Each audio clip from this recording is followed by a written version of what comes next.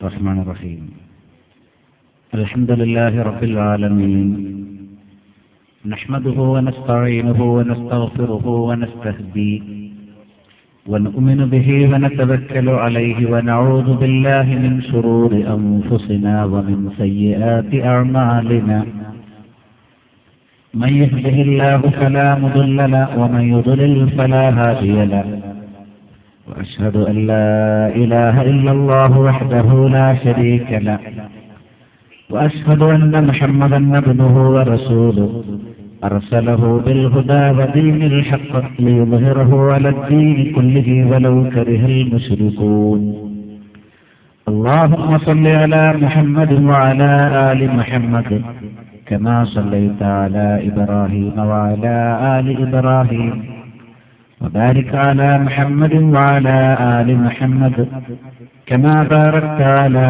إبراهيم وعلى آل إبراهيم إنك حميد مجيد أما بعد فإن خير الكلام كلام الله وخير السنن سنن محمد صلى الله عليه وسلم وشر الأمور محدثاتها وكل محدثة بدعة وكل بدعة ضلالة وكل ضلالة في النار يا أيها الناس اتقوا ربكم الذي خلقكم من نفس واحدة وخلق منها زوجها وبث منهما رجالا كثيرا ونساء واتقوا الله الذي تساءلون به والأرحام إن الله كان عليكم رقيبا يا أيها الذين آمنوا اتقوا الله حق تقاته ولا تموتن إلا وأنتم مسلمون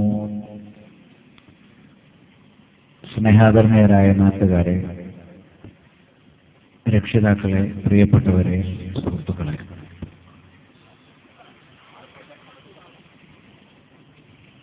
ഇസ്ലാം ഉയർത്തിപ്പിടിക്കുന്ന അടിസ്ഥാന ആശയാദർശങ്ങൾ അല്ലാഹു അല്ലാതെ ആരാധനക്കർഹനായി മറ്റാരുമില്ലെന്നും മുഹമ്മദ് സല്ലല്ലാഹു അലൈഹി വസല്ലം അല്ലാഹുവിന്റെ അടിമയും റസൂലുമാണെന്ന് സാക്ഷ്യം വഹിക്കണം എന്നുള്ള നിർദ്ദേശമാണ്. ഈ ആശയത്തെ വിശദീകരിച്ചുകൊണ്ടും അതിനെ പ്രമാണീകരിച്ചുകൊണ്ടും ചുരുങ്ങിയ ചില കാര്യങ്ങൾ ഈ ശബ്ദം ശ്രദ്ധിക്കുന്നവരുമായി പങ്കുവെക്കണം എന്നാണ് വിചാരിക്കുന്നത്. നമ്മെ സംബന്ധിച്ചിടത്തോളം ഈ ലോകത്ത് മനുഷ്യർ ഇന്ന് ഏതാണ്ട് 700 കോടിയോളം എത്തി നിൽക്കുന്നത് പല നാടുകളിലാണ്, പല ഭാഷ സംസാരിക്കുന്നവരാണ്, പല വർണ്ണങ്ങളിലുള്ളവരാണ്, പല മതങ്ങളിലും ജാതികളിലും ഉപജാതികളിലുമൊക്കെയായി ആശയപരമായി നോക്കുമ്പോൾ ചിതറിക്കിടക്കുകയാണ്. അതേ സമയത്ത് ലോകത്ത് ഏതേത് ദിക്കിലുള്ള മനുഷ്യനെ എടുത്തു പരിശോധിച്ചാലും, നാം ഉൾപ്പെടെയുള്ള ഓരോരുത്തരെ എടുത്തു പരിശോധിച്ചാലും നമുക്ക് ചിതറി നിൽക്കാൻ അർഹതയില്ലാത്ത, നമ്മെ ഇണക്കുകയും ഐക്യപ്പെടുത്തുകയും ഒരുമിച്ചാണ് നാം ഉണ്ടായിരിക്കേണ്ടത് എന്ന് നമ്മുടെ ബുദ്ധിയെ അറിയിക്കുകയും ചെയ്യുന്ന പ്രാഥമികമായ ഒരുപാട് വിശേഷങ്ങളുണ്ട്. ഒന്നാമതായി, നാം എല്ലാം ഈ ഭൂമിയിലേക്ക് പിറന്നു വീണത് ഒരേ രീതിയിലാണ്. മാതാവിന്റെ ഗർഭാശയത്തിൽ ഏകദേശം 9 മാസം ഒരാഴ്ച അതീവ സുരക്ഷിതമായി അത്ഭുതകരമായി ജീവൻ തുടിക്കുകയും വളരുകയും ചെയ്ത അവസ്ഥ മുസ്ലിമിനും ഹിന്ദുവിനും ക്രിസ്ത്യാനിക്കും മതമില്ലാത്തവനുമൊക്കെ ഒരേ രീതിയിലാണ് അനുഭവപ്പെട്ടിട്ടുള്ളത്. ഈ ഭൂമിയിലേക്ക് നമ്മൾ പിറന്നു വീണത് ഒരേ രീതിയിലാണ്. നമുക്ക് അനിവാര്യമായ പ്രാണവായു അത് എല്ലാവർക്കും ഒന്നാണ്, ശ്വസിക്കുന്ന രീതി ഒന്നാണ്.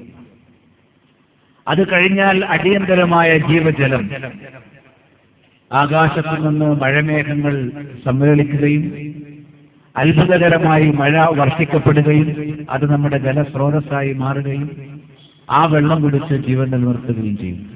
ഇവിടെ ജാതിമത വ്യത്യാസമോ കാലവ്യത്യാസമോ നാടിന്റെ വ്യത്യാസമോ ഭാഷാ വ്യത്യാസമോ ഒന്നുമില്ല. എല്ലാവർക്കും ദാഹിക്കുന്നത് ഒരുപോലെയാണ്, കുടിക്കുന്നത് ഒരേ വെള്ളമാണ്. പിന്നെ ഭൗതികമായി അനിവാര്യമായ നമ്മുടെ എല്ലാ ആവശ്യങ്ങളും, രോഗം വരുന്നു ചികിത്സിക്കുന്നു, വിശക്കുന്നു ഭക്ഷണം കഴിക്കുന്നു, അതേപോലെ തന്നെ ഒരേ റൂട്ടിലൂടെ സഞ്ചരിക്കുന്നു, ഒരേ വാഹനത്തിൽ കയറുന്നു, ഒരേ സ്കൂളിൽ പഠിക്കുന്നു. അങ്ങനെ നോക്കി നമ്മുടെ ചെറുതും വലുതുമായ മുഴുവൻ കാര്യങ്ങളും എവിടെയാണ് വ്യത്യാസം? നമ്മുടെ ജീവിതാവശ്യങ്ങൾ എവിടെ ഇത് കാണാനില്ല? ഉണ്ടോ? എല്ലാവരും ഒരുപോലെ വളരെ നിർണായകമായ ഒരു വിഷയത്തിലേക്കാണ് ഞാൻ ശ്രദ്ധ കൊണ്ടുവരുന്നത്.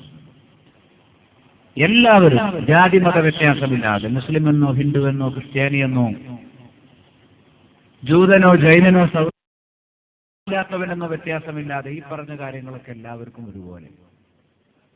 സങ്കടവും സന്തോഷവും ശത്രുവിനെ കുറിച്ചുള്ള ഭയവും, എന്തിന് അവൻ നാട്ടിൽ നല്ല നല്ല ഒരുപാട് ഏർപ്പാടുകളുമായി നടക്കുന്നതും കലാപവും കൊട്ടേഷൻ ടീമുമായി നടക്കുന്നതും ഇതൊക്കെ എല്ലായിടത്തുമുണ്ട്. ഒരേ രീതിയിലാണ് ഇതൊക്കെ നമ്മളെ സ്വാധീനിക്കുന്നത്. നല്ല കാര്യങ്ങളുടെ ഗുണം അനുഭവിക്കുന്നത് ഒരുപോലെയാണ്, ചീത്ത കാര്യങ്ങളുടെ ദോഷം അനുഭവിക്കുന്നത് ഒരുപോലെയാണ്. ഇങ്ങനെ എല്ലാ നിലക്കും ജനിക്കുന്നത് മുതൽ മരിക്കുന്നത് വരെ ജനിമൃതികൾക്കിടയിൽ എന്ത് വ്യത്യാസമാണ് ജാതിയുടെയും മതത്തിന്റെയും രാഷ്ട്രത്തിന്റെയും ഭാഷയുടെയും വർണ്ണത്തിന്റെയും അടിസ്ഥാനത്തിൽ ഏതെങ്കിലും ഒരു വിഭാഗത്തിന് ഇവിടെ ചൂണ്ടിക്കാണിക്കാനുള്ളത്? ഒന്നുമില്ല. പക്ഷേ നമ്മൾ ആകെ വ്യത്യസ്തരാണ്. ഇവിടെ 6 ആളുണ്ടെങ്കിൽ 100 തരമായിരിക്കും. അതെന്തുകൊണ്ട് സംഭവിച്ചു? എന്തിനങ്ങനെ സംഭവിക്കണം? നമുക്ക് അനിവാര്യമായ കുറെ കാര്യങ്ങളെക്കുറിച്ച് ആലോചിക്കാൻ നേരമില്ലാതെ പോയി. താൽക്കാലികമായി ഈ ഭൗതിക ജീവിതത്തിന്റെ ആസ്വാദനങ്ങൾ അതിന്റെ രണ്ടറ്റം കൂട്ടിമുട്ടിക്കുന്നതിനിടയിൽ സന്തോഷിക്കുക, സുഖിക്കുക, പരമാവധി സുഖിക്കുക, രസിക്കുക എന്നുള്ള എല്ലാം കളിയാണ്. ഒരു നാട്ടിൽ ദുരിതം ബാധിച്ച് ഉരുൾപൊട്ടലുണ്ടായി, ഒരുപാട് അപകടമുണ്ടായി, മരണമുണ്ടായി, അവരുടെ സ്വത്തുവകളൊക്കെ നഷ്ടപ്പെട്ടു, അല്ലെങ്കിൽ കള്ളന്മാര് കയറി കൊള്ളയടിച്ചുപോയി ബുദ്ധിമുട്ടുന്ന ഒരവസ്ഥ വന്നാൽ അവരെ ഒന്ന് സഹായിക്കണമെങ്കിൽ ഒരു ഭാഗത്ത് സിനിമാ നടന്മാരും വേറൊരു ഭാഗത്ത് ഫുട്ബോൾ താരങ്ങളും ഇത് കളിക്കണം. നോക്കണം, നിങ്ങൾ പാവപ്പെട്ടവന്റെ വേദന അറിഞ്ഞ് അവനെ സഹായിക്കാൻ നാട്ടുകാരെ തീരുമാനിക്കണമെങ്കിലും വേണം തമാശയും കളി. ഇങ്ങനെ ആകെ കോമഡി ഷോയും വിനോദവും ഡാൻസും പാട്ടുമില്ലാത്ത ഒരു പരിപാടിയില്ല. വീട്ടിലേക്ക് അത്യാവശ്യം വേണ്ട സാധനങ്ങൾ വാങ്ങണമെങ്കിൽ ഷോപ്പിംഗ് ഫെസ്റ്റിവൽ നടത്തിയാൽ അവിടെയുണ്ട് ഡാൻസും പാട്ടും മരണക്കിണറും ചക്രവും. ഇങ്ങനെ ആസ്വാദനം എന്ന അജണ്ടയിലപ്പുറം ഇന്ന് വേദനിപ്പിക്കുന്നവരെ ആശ്വസിപ്പിക്കാൻ പോലും സാധിക്കാത്തൊരവസ്ഥയിലേക്ക് അധപ്പതിച്ചു പോയൊരു സാഹചര്യത്തിൽ പലപ്പോഴും നമുക്ക് എന്തുകൊണ്ടാണ് നമ്മൾ ചിതറി നിൽക്കുന്നത് എന്ന് ചിന്തിക്കാൻ സമയം കിട്ടാതെ പോയി. പക്ഷേ മിടിക്കുന്ന ഈ ഹൃദയങ്ങൾ നിലച്ചു പോകും. ചിലപ്പോൾ എന്നായിരിക്കും നമ്മുടെ ഹൃദയം മിടിക്കുന്ന അവസാനത്തെ ദിവസം. ഈ സംസാരം അവസാനിപ്പിച്ച് എന്റെ വീട്ടിൽ കോഴിക്കോട്ട് ഞാൻ തിരിച്ചെത്തിക്കൊള്ളണം എന്നില്ല. ഇത് ശ്രദ്ധിക്കുന്ന ആരെങ്കിലും അത് അവസാനിപ്പിച്ച് ഇവർ തൊട്ടടുത്തുള്ള വീട്ടിൽ തന്നെ തിരിച്ചെത്തിക്കൊള്ളണം എന്നില്ല. കാരണങ്ങൾ പലതാകാം. എല്ലാവർക്കും ഡേറ്റ് ഓഫ് ബർത്ത് ഉണ്ട്, ജനിച്ചൊരു തീയതി. അത് കൊല്ലം തോറുള്ള തമാശ നമ്മൾ ഒഴിവാക്കി നിർത്തിയാൽ ഡേറ്റ് ഓഫ് ബർത്ത് ഒന്നല്ല, ജനിച്ചെന്നാണ്. അതിനേക്കാൾ നിർണായകമാണ് എല്ലാവർക്കും ഡേറ്റ് ഓഫ് ബർത്ത് ഉണ്ട്. അത് ജനനത്തീയതി കൃത്യമായതുപോലെ മരണത്തീയതിയും കൃത്യമാണ്. പക്ഷെ നമുക്കത് ആലോചിക്കാൻ ഇഷ്ടമില്ല, അതിനെക്കുറിച്ച് ചിന്തിക്കാൻ നമ്മൾക്ക് താല്പര്യമില്ല. നമുക്ക് താല്പര്യമില്ല എന്ന് കരുതി ഇത് സംഭവിക്കാതിരിക്കില്ല. ഒരാൾക്ക് ഇപ്പൊ രാത്രി വരണ്ടെന്ന് വിചാരിച്ചുകൊണ്ട് രാത്രി ആകാതിരിക്കും. കാരണം രാവും പകലും നിയന്ത്രിക്കുന്ന നമ്മളല്ല. ഇപ്പൊ പകൽ തന്നവനാരാണ്, രാത്രി തന്നവനാരാണ്, അവന്റെ നിശ്ചയമനുസരിച്ച് അതിങ്ങനെ വന്നുപോയിക്കൊണ്ടിരിക്കുന്നു. അതുപോലെ നമുക്ക് ജീവൻ നൽകിയതാരോ അവൻ തന്നെയാണ് നമുക്ക് മരണവും നിർണ്ണയിക്കുന്നത്, നമ്മുടെ ജീവിതം എടുത്തു കളയുന്നത്. അത് കൃത്യമായൊരു തീയതിയിൽ വരും, നേരത്തെ എഴുതപ്പെട്ടതാണ്. ഒരാൾക്കും ആ മരണത്തീയതിയിൽ നിന്ന് ഒഴിഞ്ഞു മാറാൻ കഴിയില്ല. ശരി, ആ തീയതി വന്നു, ഇന്ന് അല്ലെങ്കിൽ നാളെ. നമ്മളിനി എല്ലാവരും ഒത്തുപിടിച്ചാലും 700 കോടി മനുഷ്യർ ഒറ്റക്കെട്ടായി നിന്ന് സമരം ചെയ്താലും നമ്മുടെ ജീവൻ പിരിഞ്ഞു പോകേണ്ട ദിവസം അത് പോകാതിരിക്കില്ല. കാരണം നമ്മുടെ നിയന്ത്രണങ്ങൾക്കപ്പുറത്താണ് ഈ ലോകത്തെല്ലാം സംഭവിക്കുന്നത്. അതുകൊണ്ട് നന്നായി ആലോചിക്കണം. ആ കൂട്ടത്തിൽ വളരെ ദുർബലനും നിസ്സാരനും ആരാണോ എന്ന സർക്കാവും ഉടമസ്ഥനും നിയന്താവും ആയിട്ടുള്ളവൻ, അവന്റെ തീരുമാനങ്ങൾക്ക് വിജയമായിട്ടല്ലാതെ എനിക്ക് ജരാനരകൾ ബാധിക്കുന്നില്ല, രോഗം വരുന്നില്ല, വിശക്കുന്നില്ല, ദാഹിക്കുന്നില്ല, എന്റെ ജീവിതത്തിൽ ഒന്നും നടക്കുന്നില്ല എന്നൊരൽപ്പം സാമാന്യമായി ചിന്തിച്ചാൽ തന്നെ നമുക്ക് ബോധ്യപ്പെടുമെങ്കിൽ എന്റെ ചോദ്യം, മരണം കഴിഞ്ഞാൽ പിന്നെന്താ? അവിടെയാണ് ഞാൻ നിങ്ങളും കസേര അങ്ങോട്ടും ഇങ്ങോട്ടും തിരിച്ചിട്ടിരിക്കും. ഓരോരുത്തർക്കും ഓരോ അഭിപ്രായം. എനിക്ക് പറയാനുള്ളത്, മരിച്ചു കഴിഞ്ഞാൽ ഈ ശരീരവും ആത്മാവും ഇതുപോലെ ഉയർത്തെഴുന്നേൽപ്പിക്കപ്പെടും. അന്ന് ഈ മൊഞ്ചുള്ള വസ്ത്രം ധരിക്കാനുണ്ടാവില്ല, പിറന്ന പടി വരണം സ്രഷ്ടാവിന്റെ അരികിലേക്ക്. എന്നിട്ട് അവിടെ ആകാശഭൂമികൾ ഒരുമിച്ച് അത് പരത്തിയൊരു തളിക പോലെ വിശാലമാക്കി, കുന്നും കുഴിയുമില്ലാത്ത, അടയാളങ്ങളില്ലാത്ത, ചൂണ്ടിക്കാണിക്കാൻ അഡ്രസ്സില്ലാത്ത ഒരു മഹാമഹ്ശറിൽ എല്ലാവരെയും ഒരുമിച്ച് കൂട്ടി പ്രപഞ്ചനാഥൻ ഓരോരുത്തരെയും വിചാരണയ്ക്ക് വിധേയമാക്കും.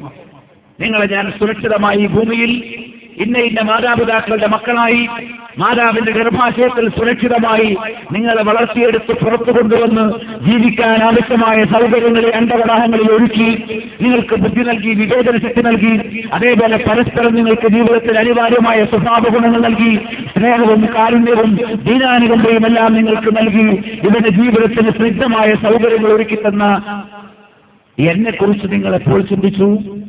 എന്റെ അരികിലേക്ക് മടങ്ങുന്നതിനെ കുറിച്ച് നിങ്ങൾ എന്താലോചിച്ചു? ഇങ്ങനെയുള്ള നമ്മുടെ ജീവിത ലക്ഷ്യത്തെക്കുറിച്ച്, ജീവിതത്തെക്കുറിച്ച്, നമുക്ക് നൽകപ്പെട്ട ബുദ്ധിയെക്കുറിച്ച്, മറ്റു സൃഷ്ടിജാലങ്ങളിൽ നിന്ന് മനുഷ്യരെ ഏറ്റവും ഉന്നതമായ നിലവാരത്തിൽ സാംസ്കാരികമായി ഉയർന്നു നിൽക്കുന്ന ഒരു സൃഷ്ടിയായി വളർത്തിയതിനെ സംബന്ധിച്ച് എല്ലാം ചോദ്യങ്ങൾ വരും. അതിനുവേണ്ടി മഹ്ശറിലേക്ക് നാളെ ഈ ശരീരവും ആത്മാവും ഇങ്ങനെ തന്നെ ഒരുമിച്ച് കൂട്ടും എന്ന് ഞാൻ പറയുന്നു. വേറെ ചിലർ പറയും അങ്ങനെ ശരീരവും ആത്മാവും ഒരുമിച്ചൊന്നും വരൂല, ആത്മാവിന് ചില അനുഭവങ്ങളൊക്കെ ഉണ്ടെന്നാണ് കേട്ടത്, ആത്മാവിന് ഉയർത്തെഴുന്നേൽപ്പുണ്ടാവും, ശരീരം മണ്ണടിഞ്ഞു പോകും. മൂന്നാമതൊരു കൂട്ടർ എന്നിട്ട് പറയും ചിലപ്പോൾ ആത്മാവും ഇല്ല ശരീരവും ഇല്ല ഒന്നുമില്ല, മരണം വരെയുള്ള ജീവിതം പരമാവധി ആനന്ദിച്ച് ആസ്വദിച്ച് അങ്ങനെ വെച്ചാൽ മുന്നോട്ട് പോയിക്കുക, കിട്ടിയത് കിട്ടി. മനസ്സിലായില്ലേ? മരിച്ചു കഴിഞ്ഞാൽ ഒക്കെ തീർന്നു. ആരാ മരിച്ചവരാരെങ്കിലും തിരിച്ചു വന്നിട്ടുണ്ടോ? ഇല്ല. മരണത്തോടുകൂടി എല്ലാം അവസാനിച്ചു, മണ്ണടിഞ്ഞു, തൊലഞ്ഞു, ഇതിന്റെ ഭാഗമായി. അതുകൊണ്ട് മരിച്ചു കഴിഞ്ഞാലുള്ള കഥയൊന്നും നിങ്ങൾ പറയേണ്ട ഒരു ചുക്കുമില്ല. വേറെ ഒരു കൂട്ടർ വന്ന് പറയും മരണം വരെയുള്ള നമ്മുടെ ജീവിതത്തിന്റെ അടിസ്ഥാനത്തിലാണ് ഭാവി. അതായത് മരണം വരെ നന്നായി ജീവിച്ചാൽ വീണ്ടും മനുഷ്യനായിട്ട് വേറെ ഏതെങ്കിലും മാതാപിതാക്കളുടെ മക്കളായിട്ട് ജനിക്കാം. അതല്ല മോശമായി ജീവിച്ചാൽ വല്ല താഴ്ന്ന ജാതിക്കാരോ വല്ല ജീവജാലങ്ങളോ പക്ഷികളോ മൃഗങ്ങളോ ഒക്കെ ആയിട്ട് ഒരു പുനർജന്മം ഉണ്ടായിരിക്കും. ഇതൊക്കെ ജനനം ഒരുപോലെ ഉണ്ടായ ആളുകളായി പറയുന്നത്. മരണം വരെയുള്ള കാര്യങ്ങളൊക്കെ ഒരുപോലെയാണ്. ഒരുപോലെ ജനിച്ചു, ഒരുപോലെ വായു ശ്വസിച്ചു, ഒരുപോലെ വെള്ളം കുടിച്ചു, ഒരുപോലെ ഭക്ഷണം കഴിച്ചു, ഒരുപോലെ ഹൃദയം പിടിച്ചു. ഞാൻ പറഞ്ഞില്ല, ഒരു റോട്ടിലൂടെ സഞ്ചരിച്ചു, ഒരു സ്കൂളിൽ പഠിച്ചു, ഒരുപോലെ ചിരിച്ചു, ഒരുപോലെ കരഞ്ഞു. എന്നിട്ട് പറയാം മരിച്ചു കഴിഞ്ഞാൽ പിന്നെ ഒരുപോലെ അല്ല കേട്ടോ. മരിച്ചു കഴിഞ്ഞാൽ പിന്നെ നേരത്തെ പറഞ്ഞ പോലെ ചിലർക്ക് ആത്മാവും ശരീരമുണ്ട്, ചിലർക്ക് ആത്മാവ് മാത്രമേ ഉള്ളൂ, ചിലർക്ക് ഒരു സുഖമില്ല, ചിലർക്ക് പുനർജന്മമാണ്. ഇനി ഇതല്ലാത്ത വിചിത്രമായ വിശ്വാസങ്ങൾ ലോകത്തിന്റെ നാനാദിക്കുകളിൽ പല രൂപത്തിലുണ്ട്. ഇതെല്ലാം കൂടി എങ്ങനെ ശരിയാകും? ഇതിപ്പോൾ ഏതാണ്ട് ഒരു 7-7:30 മണി സമയമാണ്. ഒരാൾ വന്നിട്ട് പറയാണ് അല്ല ഇത് 5 മണിയായിട്ടേ ഉള്ളൂ, ഇവിടെ ഈ നാട്ടിൽ 5 മണി. വേറെ ആൾ പറയുന്നത് ഉച്ച 12 മണിയാണ്, വേറെ ഒരാൾ പറയുന്നത് രാവിലെ 8 മണിയായിട്ടേ ഉള്ളൂ. ഇതെല്ലാം കൂടി അങ്ങനെ ഒരുപോലെ ശരിയാകുന്നു? ഒരു ശരിയുണ്ടാകുമല്ലോ. ഈ ശരിയെ കണ്ടെത്താൻ വ്യക്തമായ മാനദണ്ഡം എന്താണുള്ളത് എന്ന് ഹൃദയത്തിൽ കൈ ചേർത്ത് ചിന്തിച്ച എത്ര പേരുണ്ടായിരിക്കും നമ്മുടെ നാട്ടിൽ? ഞാൻ മലയാളത്തിലാണ് സംസാരിക്കുന്നത്. നമ്മൾ പൊതുവെ മലയാളം പറയുന്നവരാണ്. എന്താ ലോകത്ത് മലയാളം മാത്രമേ ഉള്ളൂ? അല്ല, നൂറുകണക്കിന് ഭാഷകൾ ഈ രാജ്യത്തുണ്ട്. എന്നിട്ട് എന്തുകൊണ്ട് ഞാൻ മലയാളം പറയുന്നു എന്ന് ചോദിച്ചാൽ അതിന്റെ ഒന്നാമത്തെ ഉത്തരം, ഞാൻ മലയാളികൾക്കിടയിലാണ് ജനിച്ചത്, എന്റെ വാപ്പയും ഉമ്മയും മലയാളികളാണ്, അതുകൊണ്ട് അങ്ങനെ മലയാളം പറഞ്ഞ് ജനിച്ചുകൊണ്ട്. തമിഴ്നാട്ടിലാണെങ്കിൽ ഞാൻ തമിഴ് പറഞ്ഞേനെ, വടക്കേന്ത്യയിലാണെങ്കിൽ ഞാൻ ഹിന്ദിയോ മറ്റു വേറെ ഏതെങ്കിലും ഭാഷകൾ സംസാരിച്ചേനെ, ഇനി വിദേശത്താണെങ്കിൽ ഇംഗ്ലീഷോ ജർമ്മനോ സംസാരിച്ചേനെ, അറേബ്യയിലാണെങ്കിൽ ഞാൻ അറബി സംസാരിച്ചേനെ. ഏതാണ്ട് നമ്മുടെ വിശ്വാസത്തിന്റെയും കഥ അങ്ങനെ തന്നെ. ഞാൻ എന്തുകൊണ്ട് മുസ്ലിമായി ചോദിച്ചാൽ ഞാൻ മുസ്ലിം കുടുംബത്തിൽ ജനിച്ചു. എന്തുകൊണ്ട് ഹിന്ദുവായി ഹിന്ദു കുടുംബത്തിൽ ജനിച്ചു, ക്രിസ്ത്യാനിയായി, ഇങ്ങനെ. അപ്പൊ അതല്ലാതെ വ്യക്തമായി എല്ലാം വിലയിരുത്തി നോക്കി ഉന്നതമായത് ഏതാണ്, ഓരോരുത്തർക്കും പ്രമാണീകരിക്കാനുള്ള വിശേഷങ്ങൾ എന്തൊക്കെയാണ് എന്ന് വ്യക്തമായി ചിന്താശേഷി ഉപയോഗപ്പെടുത്തി, വിവേചനം ഉപയോഗപ്പെടുത്തി പണ്ഡിതന്മാരെ സമീപിച്ച് അതേപോലെ കാര്യങ്ങൾ കൃത്യമായി ഉച്ചാലോചിച്ച് നമ്മുടെ നിലവിലുള്ള നിലപാടുകളും അതേപോലെ തന്നെ നിലവില്ലാം യഥാർത്ഥത്തിൽ സ്വീകരിക്കേണ്ട നിലപാടുകളും തമ്മിൽ എപ്പോഴെങ്കിലും പൊരുത്തമുണ്ടോ എന്ന് പഠിക്കാനും പരിശോധിക്കാനും വിലയിരുത്താനും എനിക്ക് നിങ്ങൾക്കും എപ്പോഴാണ് സമയം കിട്ടിയിട്ടുള്ളത്? അതിൽ ഒരു വിഷയം മാത്രം ഞാൻ നിങ്ങളുടെ മുന്നിൽ വയ്ക്കുന്നു. പല ചിന്തകളുണ്ടാകാം, പല മതങ്ങളുണ്ടാകാം, പല വിശേഷങ്ങളുണ്ടാകാം, ശരി. ഓരോരുത്തരുടെയും സ്വാതന്ത്ര്യമാണ്. പക്ഷേ ഏത് ചിന്തകൾ സ്വീകരിക്കുന്നവർക്കും ഒരു ബാധ്യതയില്ലേ? തങ്ങളുടേതാണ് ശരിയെന്ന് വ്യക്തമായ പ്രമാണങ്ങളോടുകൂടി ഇതരരായ ആളുകൾക്ക് ബോധ്യപ്പെടുത്തി കൊടുക്കേണ്ടത്. അതല്ലെങ്കിൽ എല്ലാം ശരിയാണെന്നും ഏത് സ്വീകരിച്ചാലും പ്രശ്നമില്ലായിട്ടും ആളുകളെ ബോധ്യപ്പെടുത്തി കൊടുക്കേണ്ട ചുമതലയില്ലേ? അതുണ്ടാകണമല്ലോ. അങ്ങനെയുണ്ടെങ്കിൽ വളരെ വ്യക്തമായി നമ്മൾ ആലോചിക്കേണ്ട ഒരു സംഗതിയുണ്ട്. നമ്മൾ ഒരു ഏക സ്രഷ്ടാവിന്റെ സൃഷ്ടികളാണ്, ഒരേ മാതാവിന്റെയും പിതാവിന്റെയും മക്കളാണ്. അതുകൊണ്ടാണ് നമ്മൾ ഒരുപോലെയായത്. ഒരേ വായു സൃഷ്ടിച്ച് എല്ലാവർക്കും 10 വിരലുകൾ കൈകളിൽ ഉണ്ടായത് അതുകൊണ്ടാണ്. ഒരേ സൃഷ്ടാവ്. ഇന്ന റബ്ബക്കും വാഹിദുൻ. അന്തിമ പ്രവാചകൻ മുഹമ്മദ് സല്ലല്ലാഹു അലൈഹി വസല്ലം തന്റെ ജീവിതത്തിൽ പരസ്യമായി നടത്തിയ അന്തിമ പ്രഭാഷണത്തോടെ പ്രഖ്യാപിച്ചു, നിങ്ങളുടെ പരിപാലകനും ഉടമസ്ഥനും സാക്ഷാൽ ആരാധനും സൃഷ്ടാവുമായിട്ടുള്ളവൻ ഉമ്മ. നിങ്ങളുടെ പിതാവ് എന്നാണ്. കുല്ലുക്കും മിൻ ആദമ വആദമു മിൻ തുറാബ്. നിങ്ങളൊക്കെ ആദമിൽ നിന്നാണ്, ആദമാകട്ടെ മണ്ണിൽ നിന്നുമാണ്. അതുകൊണ്ടാണ് നിങ്ങൾക്ക് ഒരുപോലെയായത്. മരണം വരെ നിങ്ങൾ ഒരുപോലെ ജീവിക്കുന്നതുകൊണ്ടാണ്. മരിച്ചു കഴിഞ്ഞാൽ എന്താണ് എന്ന് പലതും പറയുന്നുവെങ്കിൽ നമുക്ക് പറയാനുള്ളത്, മരിച്ചു കഴിഞ്ഞാൽ എന്ത് എന്ന് പറയേണ്ടത് ആരാണ് ഇവിടെ ജീവിക്കാൻ അവകാശം നൽകിയവൻ അവനാണ് പറയേണ്ടത്. നമ്മുടെ മരണം തീരുമാനിച്ചത് നമ്മുടെ സർക്കാരല്ല, നമ്മുടെ മാതാപിതാക്കളല്ല, ഇവിടുത്തെ ബുദ്ധിജീവികളോ കോടീശ്വരന്മാരോ അല്ല. പിന്നെ നമ്മുടെ മരണം തീരുമാനിച്ചതാരാ? നമുക്ക് ജീവൻ നൽകിയതാരോ? അവൻ തന്നെ. എങ്കിൽ മരിച്ചു കഴിഞ്ഞാൽ എന്ത് എന്ന് അവൻ തീരുമാനിക്കും. അതവനാണ് പറയേണ്ടത്. അത് പറയാൻ വേണ്ടി പരമാധികാരിയും അന്തർഗതാഹങ്ങളുടെ ഉടമസ്ഥനും സാക്ഷാൽ ആരാധ്യനും സർവജ്ഞനുമായ അല്ലാഹു എന്ന് അറബിയിൽ വിശേഷിപ്പിക്കപ്പെടുന്ന പല ഭാഷകൾ നിങ്ങൾ പലത് പറഞ്ഞോളൂ. സാക്ഷാൽ ആരാധ്യൻ എന്ന അർത്ഥത്തിൽ അല്ലാഹു എന്ന് പറയും. അറബി ഭാഷ ലോകത്ത് നിലവിലുള്ള ഭാഷകളിൽ, ജീവിച്ചിരിക്കുന്ന ഭാഷകളിൽ ഏറ്റവും പഴക്കമുള്ള ഭാഷയാണ്. ഏറ്റവും കൂടുതൽ തലമുറകളിലൂടെ കൈകാര്യം ചെയ്യപ്പെട്ട് ഏറ്റവും ഉന്നതമായ വളർച്ച പ്രാപിച്ച ഒരുപാട് ഭാഷകളിൽ ഒന്ന് എന്നതിനപ്പുറം മറ്റ് സബ്ജക്റ്റുകൾ നമ്മൾ തൽക്കാലം അതിന് പറയുന്നില്ല. ഏതായിരുന്നാലും ശരി, ഏതെങ്കിലും ഒരു ഭാഷയിൽ പരിചയപ്പെടുത്തണമല്ലോ. ഒരു ഉന്നതമായ ഒരുപാട് നാടുകളിലൂടെ കടന്നു വന്ന കൂടുതൽ ഗവേഷണങ്ങൾക്കും അതേപോലെ തന്നെ വികാസങ്ങൾക്കും പൂർത്തീകരണത്തിനും വിധേയമായിട്ടുള്ള ഒരു ഭാഷ എന്ന രീതിയിൽ അറബിയിൽ അവനെ പരിചയപ്പെടുത്തി സാക്ഷാൽ ആരാധനാകഥ അള്ളാഹുവാണ് സൃഷ്ടാവ്. അവൻ ആദ്യമായി ആദമിനെ സൃഷ്ടിച്ചു. ഒരു പേര് വേണമല്ലോ ആദ്യം ജനിച്ച ആൾക്ക്. ആദം ഇണയായി ഹവാബീവിയെ സൃഷ്ടിച്ചു കൊടുത്തു. മക്കളായി മക്കളുടെ മക്കളായി 650 കോടി കടന്നു. ആ ഒരു നിലവാരത്തിലേക്ക് എത്തി. ഇങ്ങനെ ഒരേ സൃഷ്ടാവിന്റെ സൃഷ്ടികളും ഒരേ മാതാവിന്റെയും പിതാവിന്റെയും മക്കളും ഒരുപോലെ ജീവിക്കുന്നവരും ഒരുപോലെ ഈ പ്രപഞ്ചത്തെ പ്രയോജനപ്പെടുത്തുന്നവരും ഒരുപോലെ വീടുണ്ടാക്കുന്നവരും ഒരുപോലെ നമുക്ക് എല്ലാ സംവിധാനങ്ങളും ഒരേപോലെയാണുള്ളത്. ആ സൃഷ്ടാവ് നമുക്ക് പിടിക്കാനുള്ള കൈകൾ നൽകി, നടക്കാനുള്ള കാലുകൾ നൽകി, കാണാനും മനസ്സിലാക്കാനുമുള്ള കണ്ണുകൾ, കേട്ടറിയാനുള്ള കാതുകൾ, ചിന്തിക്കാനുള്ള ഹൃദയങ്ങൾ, ഇതെല്ലാം നമുക്ക് നൽകി സാക്ഷാൽ ആരാധനായ സൃഷ്ടാവ് എന്നിട്ട് ബഹുജനങ്ങളെ ആഹ്വാനം ചെയ്തുകൊണ്ട് പറഞ്ഞു, യാ അയ്യുഹന്നാസ്, മനുഷ്യരെ, ഇന്നാ ഖലഖനാകും മിൻ ദക്കരിൻ വ ഉൻസ, ഒരാണിൽ നിന്നും ഒരു പെണ്ണിൽ നിന്നും നിങ്ങളെ സൃഷ്ടിച്ചു. ഓ മനുഷ്യരെ, അറബികളെ എന്നല്ല, മുസ്ലിങ്ങളെ എന്നല്ല, ഖുറൈശികളെ എന്നല്ല, മനുഷ്യരെ. അതുകൊണ്ട് എല്ലാവരും കേൾക്കുന്ന രൂപത്തിൽ സംസാരിക്കേണ്ടി വന്നത്. ഒരു സമുദായത്തോടുള്ള വൃത്താന്തമായിരുന്നെങ്കിൽ അവരെ വിളിച്ചുകൂട്ടി പറഞ്ഞാൽ മതി. ഏതെങ്കിലും ഒരു പള്ളിയിലോ ഒരു മദ്രസയിലോ ഇരുന്ന് അവിടുത്തെ ആളുകളൊക്കെ ഒരുമിച്ച് കൂട്ടി പറഞ്ഞാൽ മതി. ഇത് ലോക ജനതയോടാണ് പറയുന്നത്. ഓ മനുഷ്യരെ, നിങ്ങളെ നാം ഒരാളിൽ നിന്നും ഒരു പെണ്ണിൽ നിന്നും പടച്ചു.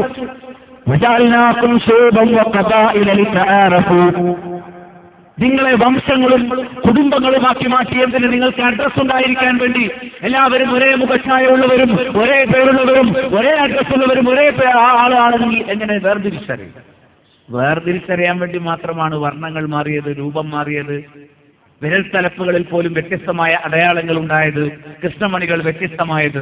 ഇതൊക്കെ ഓരോരുത്തർക്കും ഐഡന്റിറ്റി ഉണ്ടാകാൻ വേണ്ടി മാത്രം. അതിനപ്പുറത്ത് ഏതെങ്കിലും കുടുംബപരമായ മഹത്വം കാണിച്ച്, ഭാഷയുടെ മഹത്വം പറഞ്ഞ്, അതിർത്തിയുടെ മഹത്വം പറഞ്ഞ്, ദേശത്തിന്റെ മഹത്വം പറഞ്ഞ് ഒരു കൂട്ടരെ ഇടിച്ചു താഴ്ത്താനും ഞങ്ങൾ അതിന് മീതെ നിൽക്കുന്നുവെന്ന് അന്യായമായ ദുരഭിമാനവും അഹങ്കാരവും നടിക്കാനും ലോകത്തിന്റെ ഏത് മൂലയിൽ ആർക്കാണ് അവകാശമുള്ളത്? അത് പറഞ്ഞാൽ അതിന് ഏറ്റവും നിലവാരം കാണുന്ന ഒരു പ്രവർത്തനവും സംസ്കാരവുമായി പുച്ഛിച്ചോടയിലേക്ക് തള്ളണം എന്നല്ലാതെ എല്ലായിടത്തുമുള്ളത് മനുഷ്യരാണ്, ആത്മാവുള്ളവരാണ്, പരിഗണിക്കപ്പെടേണ്ടവരും ആദരവർഹിക്കുന്നവരുമാണ്. ലഖദ് കറംനാ ബനി ആദം, ആദമിന്റെ മക്കളെ മുഴുവൻ നാം ആദരിച്ചിരിക്കുന്നു എന്നാണ് പ്രപഞ്ചനാഥനായ സാക്ഷാൽ ആരാധ്യൻ അള്ളാഹു പറഞ്ഞിരിക്കുന്നത്. അഡ്രസ് ഉണ്ടാകാൻ, തിരിച്ചറിയാൻ വേണ്ടി മാത്രം നിങ്ങളെ ഗോത്രങ്ങളും വംശങ്ങളുമാക്കി മാറ്റി. മറ്റൊരു വേർതിരിവും ഈ ജാതിയുടെയും പാർട്ടിയുടെയും കുടുംബത്തിന്റെയും കുലത്തിന്റെയും വർണ്ണത്തിന്റെയും ദേശത്തിന്റെയും ദേശീയതയുടെയും പേരിൽ ആർക്കെങ്കിലും എന്തെങ്കിലും പ്രത്യേകിച്ച് ഒരു അഭിമാനം എടുത്തു പറയാനില്ല. ലോകം മുഴുവൻ അംഗീകരിക്കപ്പെടേണ്ടവരും പരിഗണിക്കപ്പെടേണ്ടവരും ആദരവർഹിക്കുന്നവരുമാണ്. അതുകൊണ്ട് ഈ നാട്ടിലേക്ക് വന്നവർ, ഇവിടെ നിന്ന് പോയവർ, അങ്ങനെയുള്ള വ്യത്യാസമൊന്നുമില്ല. ലോകമാണ് ലോക ജനതയുടെ തറ. എല്ലാ ലോകവും എല്ലാ നാട്ടിലും ഒരേ മണ്ണാണ്, ഒരേ രീതിയാണ്, ഒരേ പ്രാണവായുവാണ് എല്ലാവർക്കും ശ്വസിക്കാനുള്ളത്. അതിരുകളൊക്കെ താൽക്കാലികമായി ഭരണ സംവിധാനങ്ങൾക്കിടയിൽ, രാഷ്ട്രീയ നിലപാടുകൾക്കിടയിൽ പലപ്പോഴും കടന്നു വന്ന് അങ്ങനെ അതിരുകൾ വീണ് രാഷ്ട്രങ്ങളുണ്ടായി, ഭാഷകൾ പലതായി എന്നതിനപ്പുറത്ത് ഞാനൊരു നാട്ടിൽ പിറന്നു വീണു എന്നുള്ളത് കൊണ്ട് മാത്രം എന്റെ ദേശത്തിന്റെ ഏത് നിലപാടും ശരിയാണ് എന്നുള്ളതിന് എന്താണ് ബുദ്ധിപരമായ മാനദണ്ഡം? ഞാനൊരു പ്രത്യേക കുടുംബത്തിൽ പിറന്നാൽ എന്റെ കുടുംബമാണ് ലോകത്ത് ഏറ്റവും ഉന്നതമായി നിൽക്കുന്ന കുടുംബം എന്നുള്ളതിന് എന്താണ് ബുദ്ധിപരമായ ഒരു മാനദണ്ഡം എടുത്തുയർത്തി കാണിച്ചു കൊടുക്കാനുള്ളത്?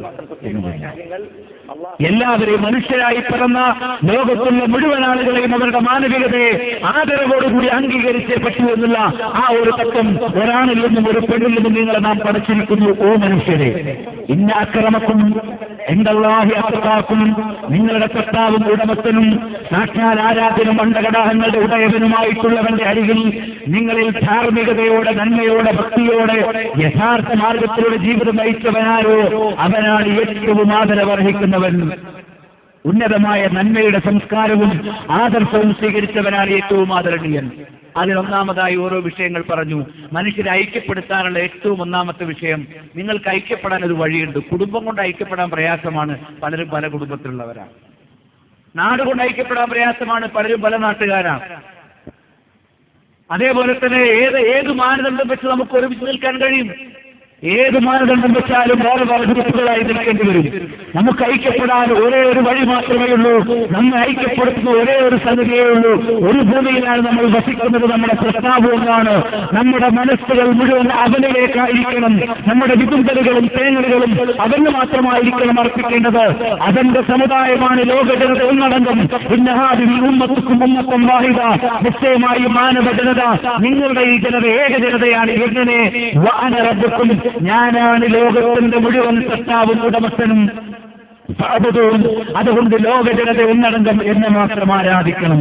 അർഹതയുള്ളവനെ മാത്രമേ ആരാധിക്കാവൂ എന്ന നിലപാടിലേക്ക് ലോക ജനത അർഹതയുള്ളവനെ തങ്ങളുടെ മതത്തിന്റെ ദൈവത്തിലേക്കല്ല, കുലത്തിന്റെ ദൈവത്തിലേക്കല്ല, കുടുംബത്തിന്റെ ദൈവത്തിലേക്കല്ല, നാടിന്റെ ദൈവത്തിലേക്കല്ല, ലോകത്തിന്റെ ദൈവത്തിലേക്ക് തുടക്കം മുതൽ ഒടുക്കം വരെ ഈ അണ്ടകടാഹങ്ങളിൽ പരിപാലിച്ചു പോരുന്ന അഖില ജനങ്ങളെയും സൃഷ്ടിച്ച് അവർക്ക് വേണ്ടി സകല അനുഗ്രഹങ്ങളും ഒരുക്കിയിരിക്കുന്ന സാക്ഷാൽ സത്താവും ഉടമസ്ഥനും സംരക്ഷകനും ആരാധ്യനുമായിരിക്കുന്ന നമ്മുടെ എല്ലാം ഉടമസ്ഥനും നമ്മുടെ എല്ലാം സത്താവുമായ ഏകനായ സാക്ഷാൽ ആരാധ്യനാരാണോ അവരെ മാത്രം നിങ്ങൾ ആരാധിക്കുക. നിങ്ങൾ ഏക ജനതയാണ്, എന്നെ മാത്രം നിങ്ങൾ ആരാധിക്കണം. എങ്കിൽ നിങ്ങൾ ഏക ജനതയായി നിൽക്കും. നിശ്ചയം ഈ ജനത ഏക ജനതയാണ്. ഞാനാണ് നിങ്ങളെല്ലാവരുടെയും പരിപാലകനും സത്താവും. അതുകൊണ്ട് നിങ്ങൾ എന്നെ മാത്രം ആരാധിക്കണം.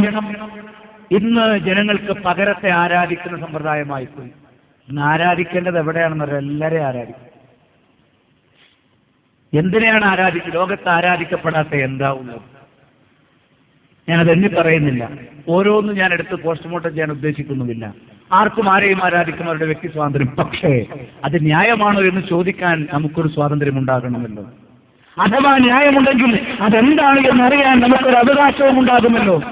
അഥവാ ന്യായമല്ലെങ്കിൽ അതെന്താണെന്ന് ചൂണ്ടിക്കാണിക്കാൻ നമുക്കൊരു ബാധ്യതയും ഉണ്ടാകുമല്ലോ. ആ അടിസ്ഥാനത്തിലാണ് ഈ ചോദ്യം. ഇന്ന് പകരത്തെയാണ് ആരാധിക്കുന്നത്. ആകെ ഡ്യൂപ്ലിക്കേറ്റാണ്, വ്യാജ ദൈവങ്ങൾ. ആകെ എല്ലായിടത്തും അർഹതയുള്ളവന് മാത്രം ഈ അന്ധകടാഹങ്ങൾ സൃഷ്ടിച്ച പരമാധികാരിയായ എന്നെന്നും ജീവിച്ചിരിക്കുന്ന എല്ലാം നിയന്ത്രിക്കുന്ന സർവശക്തനും സർവത്തിനും എല്ലാത്തിനും കഴിവിട്ടവനും പരമപരിശുദ്ധനും എല്ലാം കേൾക്കുന്നവനും എല്ലാം കാണുന്നവനും എല്ലാം നിയന്ത്രിക്കുന്നവനും എന്നെന്നും ജീവിച്ചിരിക്കുന്നവനും അനാദിയും അന്തിമനും അതേപോലെ തന്നെ എക്കാലത്തും ഒരുപോലെ യാതൊന്നും എനിക്ക് കൂട്ടിച്ചേർക്കാനില്ല, കൂടി വരാനില്ലാത്തവണ്ണം ഒന്നും കുറഞ്ഞു പോകാത്തവണ്ണം ന്യൂനതകളിൽ നിന്നെല്ലാം മുക്തനുമായ പരമ പരമാധികാരിയായ ഈ ലോകത്തിന്റെ സാക്ഷാൽ നാഥനാരോ അവന് മാത്രം സമർപ്പിക്കേണ്ട നമ്മുടെ ആരാധനകളും നേർച്ചകളും വിതുങ്കലുകളും തേങ്ങലുകളും പ്രാർത്ഥനകളും എങ്ങനെയാണ് പ്രിയപ്പെട്ടവരെ നാം കേവലം നിസ്സാരരായ നമ്മെപ്പോലെ ഏതെങ്കിലും വളരെ നിസ്സാരമായ ഒരു മാതാവിന്റെ ഗർഭാശയത്തിൽ നിന്ന് മറുപിള്ളയോടൊപ്പം ഈ ഭൂമിയിലേക്ക് പിറന്നു വീണ ഒരു കേവലം ഒരു സൃഷ്ടിയുടെ മുമ്പിൽ നമ്മൾ സമർപ്പിക്കുക? ജരാനരകൾ ബാധിക്കുന്നവർക്ക് നമ്മൾ സമർപ്പിക്കുക? മലമൂത്ര വിസർജനം ചെയ്യുന്നവർക്ക് നമ്മൾ സമർപ്പിക്കുക? ഒരു ജീവന്റെ തുടിപ്പ് പോലും കിട്ടിയിട്ടില്ലാത്ത ഏതെങ്കിലും കണ്ണുകൾക്ക് എങ്ങനെ നമ്മൾ സമർപ്പിക്കും? അചേതന വസ്തുക്കളായവർക്ക് എങ്ങനെ സമർപ്പിക്കും? മരങ്ങൾക്കോ പൂക്കൾക്കോ കന്നുകാലികൾക്കോ നമ്മളെങ്ങനെ ഈ ആരാധന സമർപ്പിക്കും? ഈ ലോകത്തെല്ലാവരും സൃഷ്ടികളാണ് എങ്കിൽ ഏത് അടിസ്ഥാനത്തിലാണ് ഈ ലോകത്തിലെ സൃഷ്ടികളെ ആരാധിക്കുന്നത് എന്ന് ചിന്തിക്കാൻ ഒരിക്കലെങ്കിൽ നമ്മൾ തയ്യാറാകേണ്ടതല്ലേ? അതിന്റെ ന്യായമുണ്ട്. അത്യുന്നതനായ പ്രപഞ്ചനാഥനായ സാക്ഷാൽ ആരാധ്യനായ അതുല്യനായ ഏകനായ അന്ധകടാഹങ്ങളുടെ ഉടമസ്ഥൻ മാത്രം അറിയിക്കുന്ന നമ്മുടെ ആരാധനയും പ്രാർത്ഥനയും നിസ്സാരരായ ദുർബലരായ സ്വന്തം ജീവൻ പോലും നിയന്ത്രിക്കാൻ കഴിയാത്ത, സ്വന്തം രോഗം ശമിപ്പിക്കാൻ കഴിയാത്ത, നടക്കാൻ പരസഹായം ആവശ്യമുള്ള, വീൽ ചെയറുകളുടെ സഹായം ആവശ്യമുള്ള, ജരാമരകൾ നിയന്ത്രിക്കാൻ കഴിയാത്ത, സ്വന്തം സൗന്ദര്യം പോലും ഭംഗിയുള്ളതാക്കാൻ കഴിയാത്ത ആളുകൾ നമുക്കെങ്ങനെ ദൈവങ്ങളായി മാറി ചിന്തിക്കേണ്ടതല്ലേ?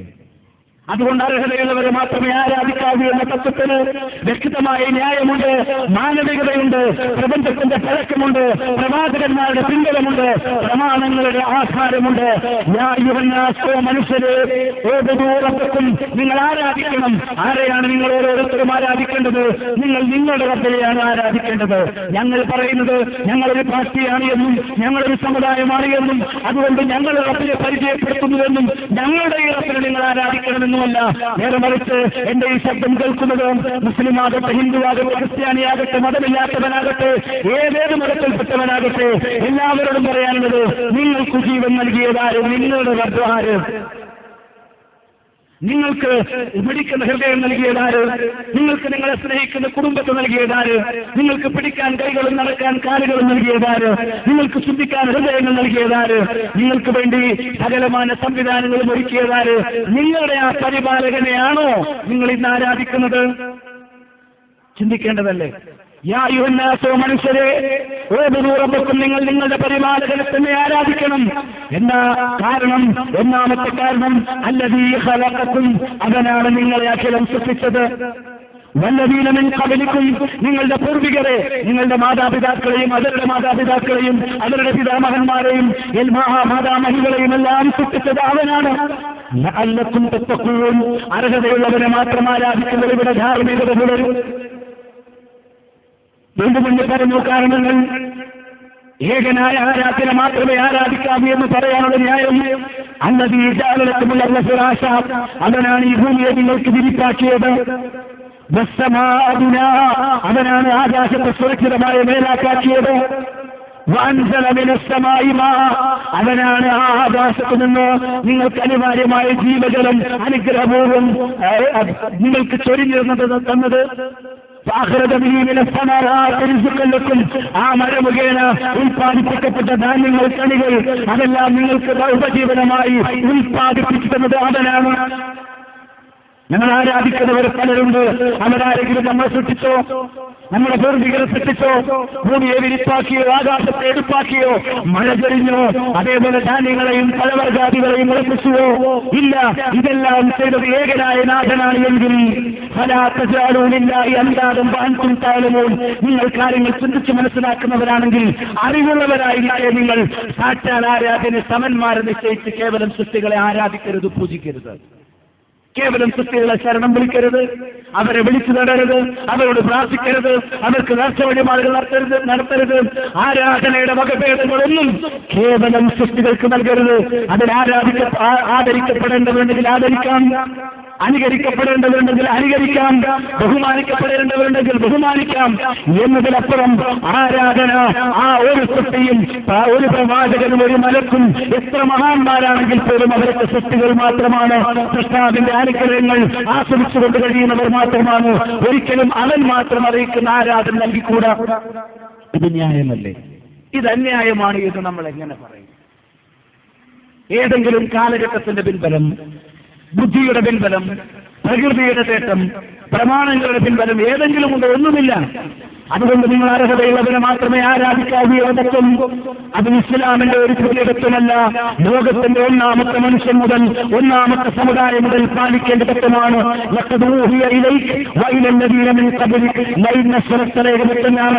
അന്തിമ പ്രവാചകനായ മുഹമ്മദ് സല്ലല്ലാഹു അലൈഹി വസല്ലം പറഞ്ഞു, ഓ നബിയെ, താങ്കൾക്കും താങ്കളുടെ മുമ്പ് കഴിഞ്ഞുപോയ അഖില പ്രവാചകന്മാർക്കും വലിയ ബോധം നൽകപ്പെട്ട ഒരു വിഷയമുണ്ട്. താങ്കൾ തന്നെയാണ് സാക്ഷാൽ ആരാധിക്കുന്നത് വിട്ട് കേവലം ശക്തികളെ ആരാധിച്ച് പങ്കുചേർക്കുന്നത് എങ്കിൽ തീർച്ചയായും നിങ്ങളുടെ കർമ്മങ്ങൾ മുഴുവൻ പൊളിഞ്ഞു പോകും. നിങ്ങളെത്ര പുണ്യപ്രവർത്തനങ്ങൾ ചെയ്താലും അത് പ്രവർത്തനാഥൻ സ്വീകരിക്കുകയില്ല.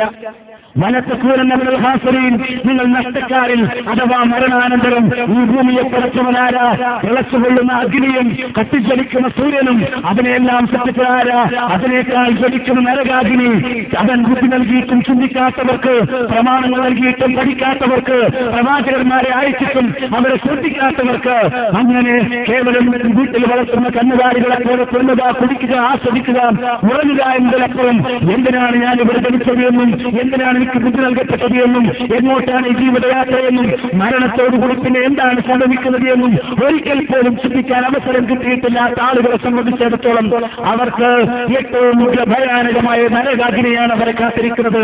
ഫലത്തക്കൂനന്ന മിനൽ ഖാസിരീൻ, തീർച്ചയായും നിങ്ങൾ നഷ്ടത്തിൽ പെട്ടുപോവുക തന്നെ ചെയ്യും. ആരാണ് നരകത്തെക്കുറിച്ച് പറയുന്നത്? ആരാണ് നമുക്ക് തീ ഉണ്ടാക്കിയത്? അവൻ തന്നെ. ആരാണ് നമ്മൾ സൃഷ്ടിച്ചത്? അവൻ തന്നെ. ആരാണ് നമുക്ക് ഭൂമി നൽകിയത്? അവൻ തന്നെ. ഇത് അവനാണ് പറയുന്നത് എന്നത് ബോധ്യപ്പെടേണ്ട ആവശ്യമാണ് ഉള്ളത്. എങ്കിൽ വ്യക്തമായ തെളിവുകളോടും പ്രമാണങ്ങളോടും അമാനുഷിക ദൃഷ്ടാന്തങ്ങളോടും ഖുർആനിന്റെ ആയത്തുകളുമായി തന്നെയാണ് ബോധ്യപ്പെടുത്തുന്നത്. ഓരോ ആൾക്കും വ്യക്തമായി അതുല്യതയോടുകൂടി സമീപിച്ച് പരിശോധിക്കാവുന്നവണ്ണം കൃത്യമായി ബോധ്യപ്പെടുത്തുന്നു എന്താണ് നമ്മുടെ ജീവിതത്തിന്റെ ലക്ഷ്യം.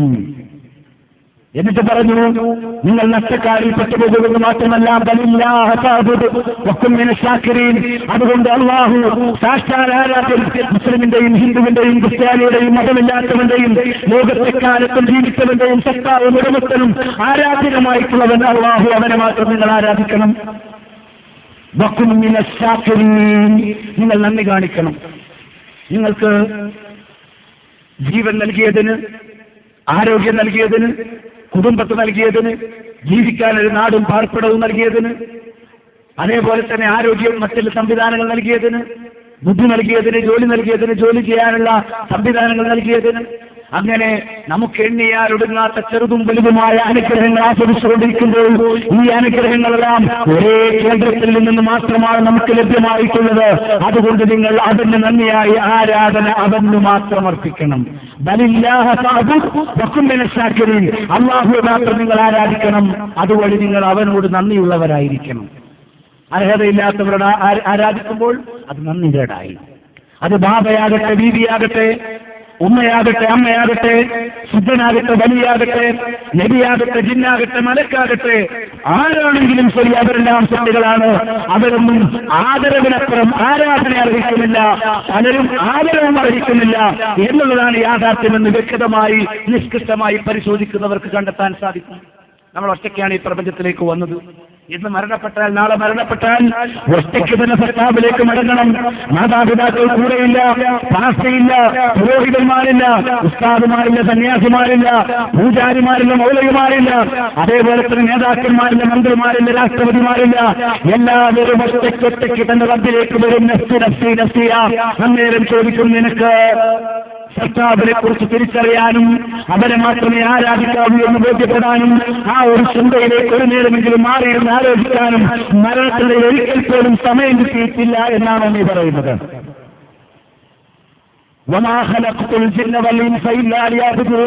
അറിഞ്ഞോളൂ, ജിന്നിനെയും ഇൻസിനെയും എന്നെ മാത്രം ആരാധിക്കുന്നതിന് വേണ്ടിയല്ലാതെ ഞാൻ സൃഷ്ടിച്ചിട്ടേയില്ല. ഈ ഭൂമിയിൽ ഒരുപാട് കാലം സുഖമായി ജീവിക്കാൻ പ്രിയപ്പെട്ടവര് എന്തിനാണ് ഇത്രയും വലിയ ബുദ്ധിശക്തിയും വിവരശക്തി? 300 കൊല്ലവും 400 കൊല്ലവും ഒക്കെ ജീവിക്കുന്ന ജീവജാലങ്ങളുണ്ട്. 500, 600 കൊല്ലം ജീവിച്ച ജീവജാലങ്ങൾ ഇവിടെ കടന്നുപോയിട്ടുണ്ട്, ഒരു ബുദ്ധിയില്ലാതെ. എല്ലാ ആസ്വാദനങ്ങളും നുകർന്നു അല്ലേ? വലിയ വലിയ ബുദ്ധിജീവികളായിട്ടോ ജീവിതത്തിന് സ്വസ്ഥതയില്ലാതെ പോകുന്ന ആളുകളെ നമ്മൾ കാണുന്നുണ്ട്. ഒരു ചെറിയ കല്ലെടുത്തു കൊണ്ടുപോകാൻ ഒരു വലിയ ലോറി വിളിക്കേണ്ട ആവശ്യമില്ല.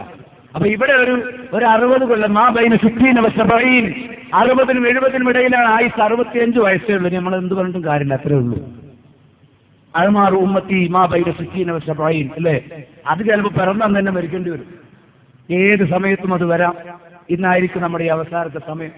നാളെ ചിലപ്പോൾ തീരുമാനിക്കാൻ നമുക്ക് കഴിഞ്ഞോളുന്നില്ല. ഞാൻ പറഞ്ഞല്ലോ, ഡേറ്റ് ഓഫ് ബർത്ത് ഉണ്ടെങ്കിൽ ഡേറ്റ് ഓഫ് ഡെത്തും ഉണ്ട്. അത് കൃത്യമായിട്ട്, അതുകൊണ്ട് നമ്മൾ കൃത്യമായിട്ട് ആലോചിക്കേണ്ട വിഷയമുണ്ട്. അവിടെ നമ്മെ സംബന്ധിച്ചിടത്തോളം നാളെ അവനിലേക്ക് മടങ്ങുന്ന, റബ്ബിലേക്ക് മടങ്ങേണ്ട ഒരു സാഹചര്യം. ഈ ഒരു ജീവിതം കഴിഞ്ഞാൽ നമ്മൾ അവിടെ എത്തും. വത്തഖൂ യൗമൻ, പ്രിയപ്പെട്ടവരെ, നിങ്ങൾ ഒരു ദിവസത്തെ സൂക്ഷിക്കണം. ലാ തജ്സീ നഫ്സുൻ അൻ നഫ്സിൻ ശൈആ, ഒരാളും മറ്റൊരാൾക്കൊരു പ്രയോജനവും ചെയ്യാത്ത ദിവസം.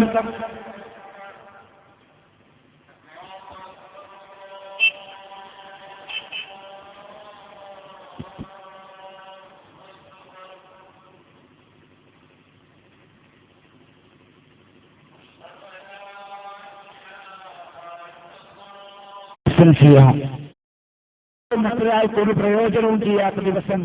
വലാ യഖ്ബലു മിൻഹാ ശഫാ, ആരുടെയും ശഫാഅത്ത് റെക്കമെൻഡ് പരിഗണിക്കപ്പെടാത്ത ദിവസം. വലാ യൂഖദു മിൻഹാ അദ്ൽ, പകരമായി പ്രവർത്തിച്ചു കൊള്ളാമെന്ന് പറഞ്ഞാൽ പ്രായശ്ചിത്തങ്ങൾ പരിഗണിക്കപ്പെടാത്ത ദിവസം. വലാഹും യുൻസറൂൻ, ഒരാൾക്കും മറ്റൊരാളിൽ നിന്ന് ഒരു വിധത്തിലും സഹായം ലഭിക്കാനില്ലാത്ത ദിവസം.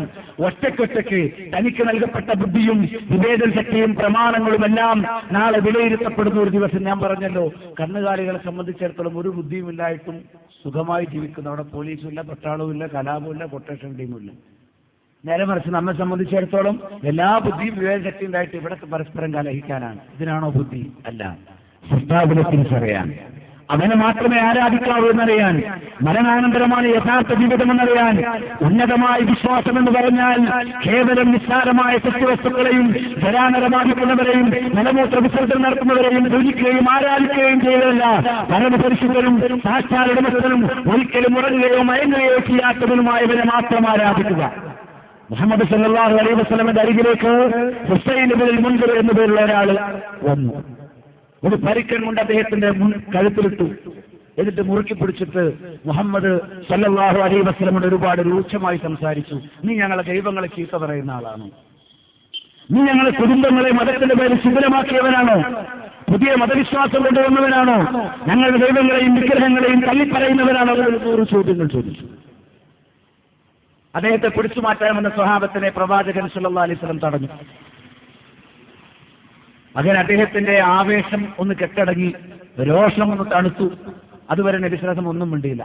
ഫലമ്മാ സക്കത്ത്, അദ്ദേഹത്തിന്റെ എല്ലാ പരിപാടിയും അദ്ദേഹം മൗനിയായപ്പോൾ ഫഖാല സല്ലല്ലാഹു അലൈഹി വസല്ലം, നബി സല്ലല്ലാഹു അലൈഹി വസല്ലം ചോദിച്ചു, കം ഇലാഹൻ തഅബുദ്? ഓ അബൂ ഇമ്രാൻ, ഹുസൈൻ, നീ എത്ര ദൈവങ്ങളെ ആരാധിക്കുന്നുണ്ട്? നീ എത്ര ദൈവങ്ങളെ ആരാധിക്കുന്നുണ്ട്? അപ്പൊ അദ്ദേഹം അഭിമാനത്തോടു കൂടി പറഞ്ഞു, അഅബുദു സുബ്ഹാനൻ സിത്തൻ ഫിൽ അർളി വവാഹിദൻ ഫിസ് സമാ, ഞാൻ 7 ദൈവങ്ങളെ ആരാധിക്കുന്നുണ്ട്. 6 ഭൂമിയിലാണ്, 1 ആകാശത്തിനപ്പുറത്ത് അല്ലാഹുവുമാണ്. ഭൂമിയിൽ ലാത്ത്, മനാത്ത്, ഉസ്സ, ഹുബൽ, ഇങ്ങനെ കുറെ ദൈവങ്ങളുണ്ട്. ആകാശത്ത് അള്ളാഹുവിനെയും ഞാൻ ആരാധിക്കുന്നുണ്ട്. അപ്പൊ അള്ളാഹുവിൽ പങ്കു ചേർത്തുകൊണ്ട് ഭൂമിയിലുള്ള കുറെ മഹാന്മാരെയും വിഗ്രഹങ്ങളെയും ഒക്കെ ഞാൻ ആരാധിക്കുന്നുണ്ട് എന്ന് പറഞ്ഞു. നബി സല്ലല്ലാഹു അലൈഹി വസല്ലം ചോദിച്ചു, ഇലാഹനക്കൽ മാലകമൻ തദൂ, നിന്റെ സ്വത്തുക്കൾ തെളിഞ്ഞു പോയാൽ നീ ആരെയാണ് വിളിച്ചു പ്രാർത്ഥിക്കാറുള്ളത്? ഞാൻ ആകാശത്തുള്ള അള്ളാഹുവിനെ വിളിക്കും. രോഗം കഠിനമായി മാറാരോഗം വന്നാൽ ശിഫയാകാൻ നീ ആരെ വിളിക്കും? സംശയം എന്താ? എല്ലാത്തിനും കഴിയുന്ന ആകാശത്തിന് ഉപരിയുള്ളവനെ വിളിക്കും. അപ്പൊ ഏത് പ്രയാസമുണ്ടായാലും, കച്ചവടം പൊളിഞ്ഞാൽ അള്ളാഹുവിനെ വിളിക്കും, വരൾച്ചയുണ്ടായാൽ അള്ളാഹിനെ വിളിക്കും, വെള്ളപ്പൊക്കുണ്ടായാലും അള്ളാഹിനെ വിളിക്കും.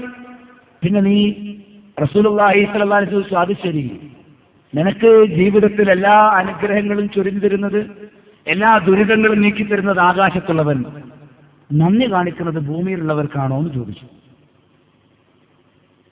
നിനക്കെല്ലാ അനുഗ്രഹങ്ങളും, ആരോഗ്യം നൽകിയത്, നിനക്ക് ബുദ്ധി നൽകിയത്, നിനക്ക് വേണ്ടി പ്രപഞ്ചത്തെ സംവിധാനിച്ചത്, നിന്റെ ആവശ്യങ്ങളെല്ലാം കേട്ട് നിന്റെ കരച്ചിലും വിതുമ്പലുകളും തേങ്ങലുകളും മനസ്സിലാക്കി നിന്റെ പ്രാർത്ഥനകൾക്ക് ഉത്തരം നൽകുന്നത് അത് ആകാശത്തുള്ളവൻ, ആകാശത്തിനപ്പുറത്തുള്ള സാക്ഷാൽ ആരാധ്യനായ, സാക്ഷാൽ സൃഷ്ടാവായ ഏക ഇലാഹു അല്ലാഹു മാത്രമാണ് എങ്കിൽ നീ എങ്ങനെ ഈ നിസ്സാരരായ ബാബക്കും ബീവിക്കും ഉമ്മക്കും അമ്മക്കും സിദ്ധനും വലിയനുമൊക്കെ ആരാധനയും നേർച്ചയും വഴിപാടും അർപ്പിക്കുന്നു?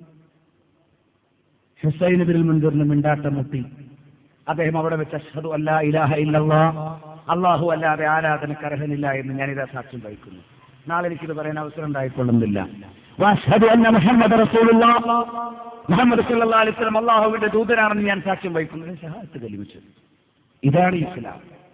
അല്ലാതെ ഇത് ഇസ്ലാമിന്റെ പേരിൽ കുറെ ഭണ്ഡാരപ്പെട്ടികൾ ഉണ്ടാക്കി, ദർഗകൾ കെട്ടിയുയർത്തി, മയ്യത്തുകളെ പൂജിക്കാൻ പ്രേരിപ്പിച്ച് ഡാൻസും പാട്ടും ഉത്സവങ്ങളും പൂരങ്ങളും നേർച്ചകളും ഉറൂസുകളുമായി ഖബറിനെയും മറ്റുമൊക്കെ കേന്ദ്രീകരിച്ചുള്ള ഉത്സവങ്ങൾ നടത്തി മതത്തെ ഒരു ആഘോഷമാക്കി, പുരോഹിതന്മാർക്കുള്ള ഒരു വരുമാന മാർഗമാക്കി, എന്നിട്ട് ഞങ്ങളാണ് മുസ്ലിങ്ങൾ എന്ന് പറഞ്ഞു നടക്കുന്ന മതക്കച്ചവടക്കാർ, പുരോഹിതന്മാർ, അവർ കൊണ്ടുവരുന്ന ഇസ്ലാം അല്ല ഈ പറയുന്നത്. നേരെ മറിച്ച് ഒരു പാർട്ടിയിലേക്ക് ഞങ്ങൾക്ക് ക്ഷണിക്കാനില്ല. ഞങ്ങൾക്ക് ഇതിലൂടെ എന്ത് കാര്യമാണ് നേടാനുള്ളത്? ഞങ്ങൾ നിങ്ങളോട് ഒരു ഫണ്ട് സംഭവിച്ച ആ പാർട്ടി ഫണ്ട് വിജയിപ്പിക്കണം എന്ന് പറയാനുള്ള പരിപാടിയല്ലത്. ഞങ്ങളിവിടെ ഫണ്ട് വെച്ചിട്ടില്ല. ഏതാ പാർട്ടിയുടെ പേര് ഞങ്ങളിവിടെ ബോർഡ് വെച്ചിട്ടില്ല. ഞങ്ങൾ പാർട്ടിയിലേക്ക് ക്ഷണിക്കുന്നില്ല, പാർട്ടി ഫണ്ട് ചോദിക്കുന്നില്ല. നേരെ മറിച്ച് ഞങ്ങൾക്കൊന്നറിയാം, നിങ്ങൾ പഠിച്ച ഈ സത്യം പരസ്പരം പങ്കുവച്ചിട്ടില്ല എങ്കിൽ, ചിന്തിക്കാതെ ദുനിയാവിന്റെ ആസ്വാദനവും അതിമറക്കുന്നവരെ നിങ്ങൾ ഉണർത്തിയിട്ടില്ല എങ്കിൽ, നാളെ അല്ലാഹുവിന്റെ അരികിൽ നിങ്ങളുടെ നാട്ടുകാർക്ക് അവരെ മാത്രമേ ആരാധിക്കാവൂ എന്ന് എന്തുകൊണ്ട് പറഞ്ഞു കൊടുത്തില്ല എന്ന ചോദ്യത്തിന് ഞങ്ങൾ മറുപടി പറയണം. അതുകൊണ്ട് ഞങ്ങൾ ഇടക്കിടക്ക് വരും, ഇത് പറയും. നിങ്ങൾ ചിന്തിക്കണം, ഇതിനപ്പുറത്ത് ഏത് ദൈവാരാധനയുടെ അപ്പുറത്ത് ഉന്നതമായ ഒരു ആരാധനാ സംസ്കാരം ചൂണ്ടിക്കാണിക്കാൻ നാളിതുവരെ ലോകത്തൊരു പ്രസ്ഥാനത്തിനും ഒരു വ്യക്തിക്കും ഒരു ബുദ്ധിജീവിക്കും സാധിച്ചിട്ടില്ല. ഉണ്ടെങ്കിൽ സമർപ്പിച്ചോളൂ. നിഷ്കൃഷ്ടമായ പരിശോധനയ്ക്ക് നമുക്കത് വിധേയമാക്കാം. സാക്ഷാൽ ആരാധന മാത്രമേ ആരാധിക്കാവൂ, അവനെ മാത്രമേ വിളിച്ചു പ്രാർത്ഥിക്കാവൂ എന്ന് ആഹ്വാനം ചെയ്തുകൊണ്ട് തൽക്കാലം എന്റെ വാക്ക് ഞാൻ അവസാനിപ്പിക്കുന്നു. ജമാഅത്ത് നമസ്കാരം കഴിഞ്ഞ് ഇൻഷാ അല്ലാഹ് കുറച്ച് കാര്യങ്ങൾ കൂടി സംസാരിച്ച് പിരിയാമെന്നാണ് വിചാരിക്കുന്നത്. വസല്ലല്ലാഹു അലാ മൻ ലാ നബിയ്യ ബഅദ. വസ്സലാമു അലൈക്കും വറഹ്മത്തുള്ളാഹി വഅലാ ആലിഹി വസഹബിഹി അജ്മഈൻ. അമ്മാ ബഅദ്. ഇത്തഖുല്ലാഹ ഇബാദല്ലാഹ്. ആദരണീയരായ നാട്ടുകാരെ, സാക്ഷാൽ ആരാധ്യനായ അല്ലാഹുവെ മാത്രമേ ആരാധിക്കാവൂ, അവനെ മാത്രമേ വിളിച്ചു പ്രാർത്ഥിക്കാവൂ എന്ന തത്വമാണ് ശ്രദ്ധയിൽപ്പെടുത്തിയത്. റസൂലുള്ളാഹി സ്വല്ലല്ലാഹു അലൈഹി വസല്ലം പറഞ്ഞു, അദ്ദുആഉ ഹുവൽ ഇബാദ, പ്രാർത്ഥന അതുതന്നെയാണ് ആരാധന. അതിന് തെളിവായി അദ്ദേഹം ഖുർആനിലെ 40-ാമത്തെ അധ്യായം സൂറത്തുൽ മുഅ്മിൻ അതിൽ 60-ാമത്തെ ആയത്ത് ഓതി കേൾപ്പിച്ചു. വഖാല റബ്ബുക്കും ഉദ്ഉനി, നിങ്ങളുടെ റബ്ബ് പ്രഖ്യാപിച്ചു, എന്നെ മാത്രമേ വിളിച്ചു പ്രാർത്ഥിക്കാവൂ, അസ്തജിബ് ലക്കും, ഞാൻ നിങ്ങൾക്ക് ഉത്തരം തരാം. ഇന്നല്ലദീന യസ്തക്ബിറൂന അൻ ഇബാദതി സയദ്ഖുലൂന ജഹന്നമ ദാഖിരീൻ. എന്നെ ആരാധിക്കുന്ന വിഷയത്തിൽ ആരെങ്കിലും അഹങ്കാരം കാണിച്ചാൽ നിന്ദ്യരായി നരകത്തിൽ പ്രവേശിക്കേണ്ടി വരും. അപ്പം പ്രാർത്ഥനയാണ് ആരാധന. ആ പ്രാർത്ഥന സൃഷ്ടികൾക്ക് സമർപ്പിച്ച് അഹങ്കരിക്കുന്നവർ നിന്ദ്യരായി നരകത്തിൽ പ്രവേശിക്കേണ്ടി വരുമെന്ന് ഖുർആൻ 40-ാമത്തെ അധ്യായത്തിൽ 60-ാമത്തെ ആയത്തിൽ പഠിപ്പിച്ചു. ലോകത്ത് ആദം അലൈഹിസ്സലാം അള്ളാഹുവെ മാത്രം ആരാധിച്ചു. അദ്ദേഹത്തിന്റെ മക്കളും മക്കളുടെ മക്കളും ഒക്കെ അങ്ങനെ തന്നെ ചെയ്തു. 10 തലമുറകൾ കഴിഞ്ഞപ്പോഴാണ് വദ് എന്ന് പറയുന്ന ഒരു മഹാന്റെ ഖബറിന്റെ അരികിൽ ചില ആളുകൾ വന്നിരിക്കുകയും ഭജനം ഇരിക്കുകയും അള്ളാഹുവിലേക്ക് അടുപ്പിക്കാൻ, അള്ളാഹുവിങ്കൽ ശുപാർശ പറയാൻ എന്നിങ്ങനെയുള്ള ന്യായങ്ങളുമായി അള്ളാഹുവിന് സമർപ്പിക്കേണ്ട ആരാധന വദ്ദിന് സമർപ്പിക്കുകയും ചെയ്തു. ഇബ്നു നൂഹ് അലൈഹി ഇസ്ലാമിനെ അയച്ചു, അള്ളാഹുവെ മാത്രമേ ആരാധിക്കാവൂ എന്ന് പഠിപ്പിച്ചു. ചരിത്രം ആവർത്തിച്ചു. എപ്പോഴെല്ലാം ഈ ലോകത്ത് ബഹുദൈവാരാധന നിലവിൽ വന്നിട്ടുണ്ടോ അപ്പോഴൊക്കെ അർഹതയുള്ള ഏകന് മാത്രമേ ആരാധിക്കാവൂ എന്ന് പരിചയപ്പെടുത്താൻ പ്രവാചകന്മാരെ അയച്ചു. അഖില പ്രവാചകന്മാർക്കും വേദഗ്രന്ഥങ്ങൾ അവതരിപ്പിച്ചു. കാനന്നാസു ഉമ്മത്തൻ വാഹിദ, ഈ ജനത ഏക സമൂഹമായിരുന്നു.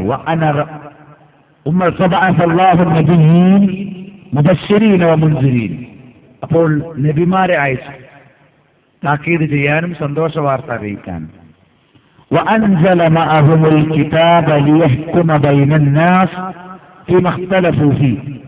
ജനങ്ങൾക്കിടയിൽ അഭിപ്രായ വ്യത്യാസമുണ്ടാകുന്ന വിഷയത്തിൽ തീർപ്പ് കൽപ്പിക്കാൻ വേണ്ടി പ്രവാചകന്മാർക്ക് വേദഗ്രന്ഥം അവതരിപ്പിച്ചു.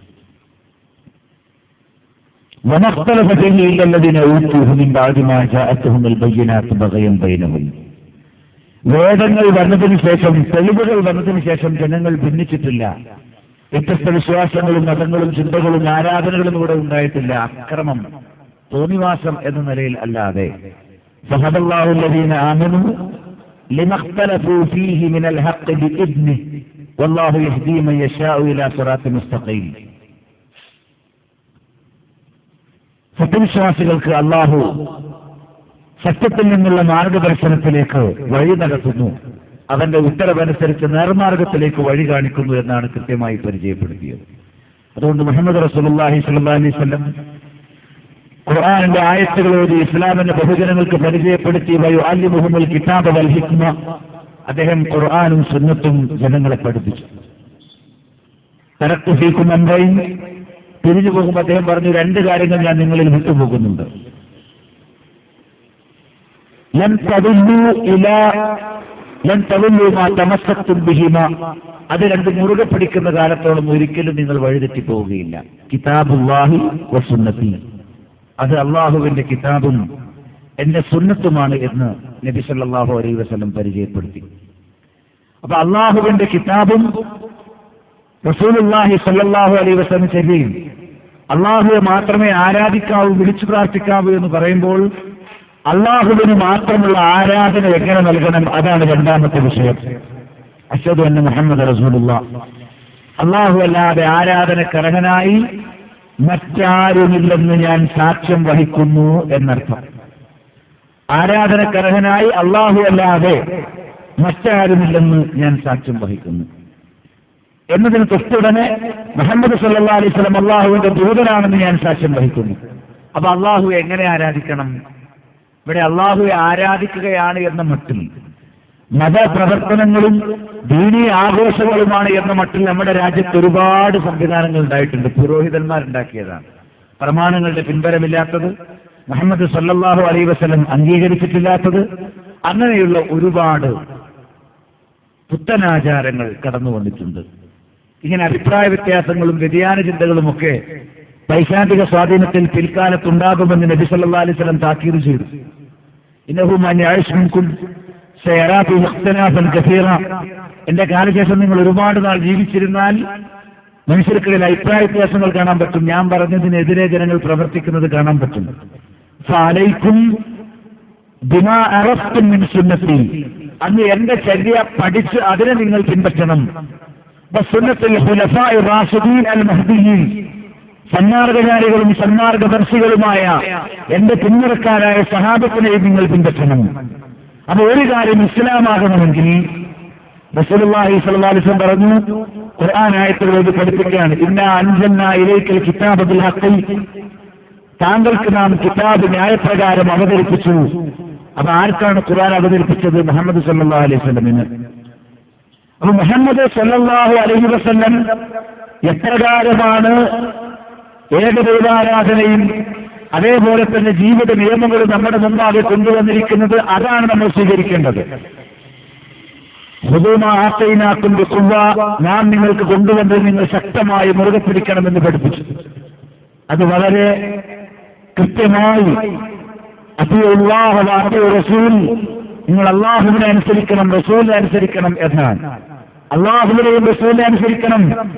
വമാ അർസൽനാക, താങ്കളെ നാം നിയോഗിച്ചിട്ടേയില്ല ഇല്ലാ അൻ യുതാഅ ബിഇസ്നില്ലാഹ്, അള്ളാഹുവിന്റെ ഉത്തരവനുസരിച്ച് അനുസരിക്കപ്പെടുന്നതിന് വേണ്ടിയല്ലാതെ. ഒന്നും പറഞ്ഞു, വമൻ യുശാഖിഖി റസൂല മിൻ ബഅദി മാ തബയ്യന ലഹുൽ ഹുദാ, വ്യക്തമായ മാർഗദർശനം വന്നതിന് ശേഷം ആരെങ്കിലും റസൂലിന് എതിരായാൽ വയത്തബിഅ ഗൈറ സബീലിൽ മുഅ്മിനീൻ, റസൂലുള്ളാഹി സ്വല്ലല്ലാഹു അലൈഹി വസല്ലം വളർത്തിയെടുത്ത സ്വഹാബികൾ, സത്യവിശ്വാസികൾ, അവരുടേതല്ലാത്ത മറ്റൊരു ആദർശം, മറ്റൊരു സംസ്കാരം ആരെങ്കിലും പിന്തുടർന്നാൽ നുവല്ലിഹി മാ തവല്ലാ വനുസ്ലിഹി ജഹന്നം, അവരെ നാം അവർ തിരിഞ്ഞിടത്തേക്ക് തിരിച്ചുവിടും, നരകത്തിൽ കരിച്ചുകളയും. വസാഅത്ത് മസീറ, അത് എത്ര ചീത്ത സങ്കേതമാണ്, അത് എത്ര മോശമായ സങ്കേതമാണ് എന്ന് പരിചയപ്പെടുത്തി. അതുകൊണ്ട് പ്രവാചകന്റെ ചര്യക്കെതിരാകാൻ പാടില്ല. രണ്ടാമതായി പ്രവാചകൻ സല്ലല്ലാഹു അലൈഹി വസല്ലം വളർത്തിയെടുത്ത സഹാബത്തിന്റെ നിലപാടുകൾക്കെതിരെ വരാൻ പാടില്ല. മൻ അഹ്ദസ ഫീ അംരിനാ ഹാദാ മാ ലൈസ മിൻഹു ഫഹുവ റദ്ദ്, ആരെങ്കിലും നമ്മുടെ ഈ കൽപ്പനയിൽ ദീനിന്റെ മതത്തിന്റെ വിഷയത്തിൽ അതിൽ പെടാത്തൊന്ന് പുതിയതായി കൊണ്ടുവന്നാൽ അത് തള്ളേണ്ടതാണ്. അള്ളാഹു അല്ലാത്തവരെ വിളിച്ചു പ്രാർത്ഥിക്കുന്ന സമ്പ്രദായം, ബദരീങ്ങളെ വിളിക്കുന്നവരുണ്ട്, മുഹദി ശൈഖിനെയും റഫായി ശൈഖിനെയും വിളിക്കുന്നവരുണ്ട്, 3 പെട്ടും പ്രചാരത്തിൽ പോയിട്ട് ഉമ്മയെ വിളിക്കുന്നവരുണ്ട്, അതേപോലെ മനമ്പ് കടിഞ്ഞ ദീപിയെ വിളിക്കും, ഉള്ളാളെ തങ്ങളെ വിളിക്കും, ദീമാപ്പള്ളി ഉമ്മയെ വിളിക്കും. അങ്ങനെ പലരെയും വിളിക്കുന്നവരുണ്ട്. പക്ഷേ മക്ബറകൾ കെട്ടിപ്പൊക്കുന്ന സമ്പ്രദായം പ്രവാചകന്റെ ഗതിയോട് യോജിച്ചതാണോ? അല്ല. അദ്ദേഹം മരണമടയുന്ന അവസാനത്തെ 5 ദിവസങ്ങളിലും ആവർത്തിച്ച് പറഞ്ഞ കാര്യം, മരണവസ്ത്രത്തിലിരിക്കെ അദ്ദേഹത്തിന്റെ നാവിൽ നിന്ന് സംസാരം വ്യക്തമായി വെളിപ്പെടാത്ത ഘട്ടത്തിൽ പോലും അദ്ദേഹം നാവ് കൊണ്ട് ഒരുവിട്ട വിഷയം ലഅനത്തുല്ലാഹി അലൽ യഹൂദി വന്നസാറ, ജൂത ക്രൈസ്തവർക്ക് അല്ലാഹുവിന്റെ ശാപം. ഇതാ കാരണം, ഇത്തഹദു ഖുബൂറ അൻബിയാഇഹിം മസാജിദ, അവർ അവരുടെ പ്രവാചകന്മാരുടെ മഖബറകളെ സുജൂദിന്റെ കേന്ദ്രമാക്കി, പള്ളിയാക്കി, ഖബറുകളെ ആരാധിക്കുന്ന, സുജൂദ് ചെയ്യുന്ന പരിപാടി അത് റസൂലുള്ളാഹി സ്വല്ലല്ലാഹു അലൈഹി വസല്ലം പഠിപ്പിച്ചില്ല. ജൂതനായ അബ്ദുല്ലാഹ് ഇബ്നു സബഅ ഷിയാക്കൾ എന്ന് പറയുന്ന ഒരു വിഭാഗത്തിൽ രൂപം കൊടുക്കുകയും ഞങ്ങൾ മുസ്ലിങ്ങളാണ് എന്ന് പറയുകയും ഖുർആനും സുന്നത്തും തള്ളാൻ കുറെ തത്വങ്ങൾ കൊണ്ടുവരികയും ഇസ്ലാമിനോട് ഒരിക്കലും യോജിക്കാത്ത ഒരുപാട് പേക്കൂട്ടുകളെ മതാനുഷ്ഠാനങ്ങളായി പരിചയപ്പെടുത്തുകയും നെഞ്ചത്തടിയും സ്വഹാബികളെ കാഫറാക്കലും അതേപോലെ മുസ്ലാ എന്ന് പറയുന്ന വ്യഭിചാര വിവാഹവും അങ്ങനെ തോന്നിവാസങ്ങൾ എമ്പാടും ഇസ്ലാമിന്റെ വരയിൽ കെട്ടിവെച്ചുകൊണ്ട് ഷിയത്ത് എന്ന് പറയുന്ന സമൂഹം അഹ്ലുൽ സുന്നത്ത് വൽ ജമാഅത്തിന് വിരുദ്ധമായി ലോകത്തുടനീളം കാണാൻ സാധിക്കും. ഇത് ആ കൂട്ടത്തിലെ ഇന്ത്യക്കാരുടെ വലിയൊരു നേതാവിന് വലിയൊരു അവാർഡ് കൊടുത്തു സർക്കാർ. ഏതായിരുന്നാലും ശരി, അത്തരം ഇസ്ലാമിക വിരുദ്ധമായ ആശയങ്ങൾ കൊണ്ടുവന്ന ഷിയഈ സമൂഹമാണ് ഇസ്ലാമിക വേദിയിലേക്ക്, ഇസ്ലാമിക സമൂഹത്തിലേക്ക് ആദ്യമായി ഖബറുകൾ കെട്ടിപ്പൊക്കുകയും ഖബറിൽ മരണപ്പെട്ട മഹാന്മാരെ വിളിച്ചു പ്രാർത്ഥിക്കുകയും ചെയ്ത സമ്പ്രദായം തുടങ്ങിയത് എന്ന് കാണാൻ സാധിക്കും. അലി റളിയല്ലാഹു അൻഹു വിളിച്ചു പ്രാർത്ഥിച്ചു, യാ അലി, യാ ഫാത്തിമ, ഫാത്തിമ ബീവി വിളിച്ചു, യാ ഹസൻ, യാ ഹുസൈൻ. അല്ലാഹു വിളിക്കുന്നത് പോലെ ഹസൻ റളിയല്ലാഹു അൻഹു ഹുസൈനെ വിളിച്ചു, അവരുടെ മക്കളെ വിളിച്ചു. അങ്ങനെ ഔലിയാക്കളെ വിളിച്ചു പ്രാർത്ഥിക്കുന്ന സമ്പ്രദായം ലോകത്ത് കൊണ്ടുവന്നത് പ്രവാചകനല്ല, സഹാബത്തല്ല, ജൂതനായി ഇബ്നു സബഅ രൂപം കൊടുത്ത ഷിയഈ പ്രസ്ഥാനത്തിന്റെ പുരോഹിതന്മാരും പണ്ഡിതന്മാരുമാണ് എന്ന് കാണാൻ സാധിക്കും. റസൂൽ കൃത്യമായി പറഞ്ഞു, എന്തിനാണ് അഹ്ലു കിതാബിന് ശാപകോപങ്ങൾ ഏറ്റുവാങ്ങേണ്ടതെന്നത്? അവർ അമ്പിയാക്കളുടെ ഖബറുകൾ കെട്ടിപ്പൊക്കിയവരായിരുന്നു എന്ന്. നബി സല്ലല്ലാഹു അലൈഹി വസല്ലമ അലി റളിയല്ലാഹു അൻഹു കൊടുത്ത നിർദ്ദേശം, മദീനയുടെ ഭരണാധികാരിയായതിനു ശേഷം അലി റളിയല്ലാഹു അൻഹു തൻ കൂഫയിൽ ഭരണം സ്ഥാപിച്ച് ഭരണകേന്ദ്രമാക്കിയപ്പോൾ അബുൽ ഹിയാജിൽ കൊടുത്ത നിർദ്ദേശം സ്വഹീഹ് മുസ്ലിമിൽ കാണാൻ സാധിക്കും, കെട്ടിപ്പൊക്കിയ എല്ലാ ഖബറുകളും തട്ടി നിരപ്പാക്കണം എന്നാണ്. ഉയർത്തിവെച്ച വിഗ്രഹങ്ങൾ തകർക്കണമെന്ന് പറഞ്ഞ അതേ രൂപത്തിൽ തന്നെ കെട്ടിപ്പൊക്കിയ മുഴുവൻ മഖ്ബറകളും തട്ടി നിരത്താൻ റസൂലുള്ളാഹി സ്വല്ലല്ലാഹു അലൈഹി വസല്ലം അലി ഇബ്നു അബീ താലിബ് റളിയല്ലാഹു അൻഹുവോട് ആജ്ഞാപിച്ചു. അലി റളിയല്ലാഹു അൻഹു അബൂൽ ഹിയാജ് റളിയല്ലാഹു അൻഹു പറഞ്ഞ കാര്യം നമുക്ക് കാണാൻ സാധിക്കും. അതുകൊണ്ട് മുസ്ലിം ഉമ്മത്തിന്റെ ചുമതല ലോകമെവിടെയെല്ലാം ആരുടെയെല്ലാം ഖബറുകൾ കെട്ടിയുയർത്തപ്പെട്ടിട്ടുണ്ടോ, അത് ഉള്ളാളെ തങ്ങളുടേതാണെങ്കിലും ഭീമാപ്പള്ളി ഉള്ളയുടേതാണെങ്കിലും പുത്തൻപള്ളി ഓരുടേതാണെങ്കിലും മനമ്പ് തടിഞ്ഞ ബീവിയുടേതാണെങ്കിലും ഇനിയുമായി പരിസരത്ത് അവിടെ കാണുന്ന ഉയർത്തപ്പെട്ട മുഴുവൻ മഖ്ബറകളും തട്ടിനിരപ്പാക്കാൻ ആഹ്വാനം ചെയ്യേണ്ട ചുമതല ഇവിടെയുള്ള ഓരോ മഹലിലെയും ഖാദിമാർക്കും ഹക്കീമാർക്കുമാണ് എന്നുള്ള കാര്യം ഞാൻ സാന്ദർഭികമായി ഓർമ്മിപ്പിക്കുകയാണ്. കാരണം ഇസ്ലാം അത് അനുവദിച്ചിട്ടില്ല. ഖബർ കെട്ടിപ്പൊക്കുന്ന സമ്പ്രദായം ജൂതന്റേതാണ്, ഖബർ കെട്ടിപ്പൊക്കുന്ന സമ്പ്രദായം അഹ്ലു ശിയ്യത്തിന്റേതാണ്. ഇസ്ലാമിൽ അതില്ലെന്ന് മാത്രമല്ല, അർഹതയില്ലാത്തവരെ പൂജിക്കാനും അർഹതയില്ലാത്തവരെ വിളിച്ചു പ്രാർത്ഥിക്കാനും പേക്കൂട്ടുകൾ ഇസ്ലാമിന്റെ ആഘോഷങ്ങളും ആഭാസങ്ങളായി കടന്നു വരാനും കാരണമായി തീരുക എന്നത് മാത്രമാണ് ഈ ഖബർ പൂജയുടെ അടയാളമെന്ന് കാണാൻ സാധിക്കും. ഇത് പറയുന്നതിന് പേരിൽ ഞങ്ങൾക്ക് പ്രത്യേകിച്ചൊന്നുമില്ല. ഞങ്ങൾ പറയുന്നത് ഈ നാട്ടിലൊരു വ്യാജ ഖബറുണ്ട്, അത് നിങ്ങൾ അടച്ചുപൂട്ടിയിട്ട് ഞങ്ങളൊരു പുതിയ നല്ല ഖബർ തുടങ്ങിയിട്ടുണ്ട്, അവിടെ വരണം എന്നല്ല. എല്ലാ ഖബറുകളും കെട്ടിപ്പൊക്കുന്നതിന് ഞങ്ങൾ ഉയർത്തുന്നു. റസൂലുള്ളാഹി സ്വല്ലല്ലാഹു അലൈഹി വസല്ലമയുടെ ഖബർ പോലും ഒരു ഷാനിന് മീതെ കെട്ടി ഉയർത്തിയിട്ടില്ല. ഒരു ഷാൻ എന്നുള്ളത് തിരിച്ചറിയാൻ വേണ്ടി മാത്രമാണ്. ഖബറിൽ കുമ്മായം ഇടാൻ പാടില്ല. ഇമാം ശാഫഈ റഹിമഹുള്ളാഹി മാത്രം വ്യക്തമായി രേഖപ്പെടുത്തി ഖബർ പോലും എന്താണ്. അതേപോലെ റസൂലുള്ളാഹി പഠിപ്പിച്ചു, ഖബറിന് കുമ്മായം ഇടരുത്, ഖബറിന്റെ വിളക്ക് വെക്കരുത്, ഖബറിന്റെ നേരെ സുജൂദ് ചെയ്യരുത്, ഖബറിലേക്ക് നമസ്കരിക്കരുത്, ഇങ്ങനെല്ലാം കൃത്യമായി എണ്ണി പഠിപ്പിച്ചു.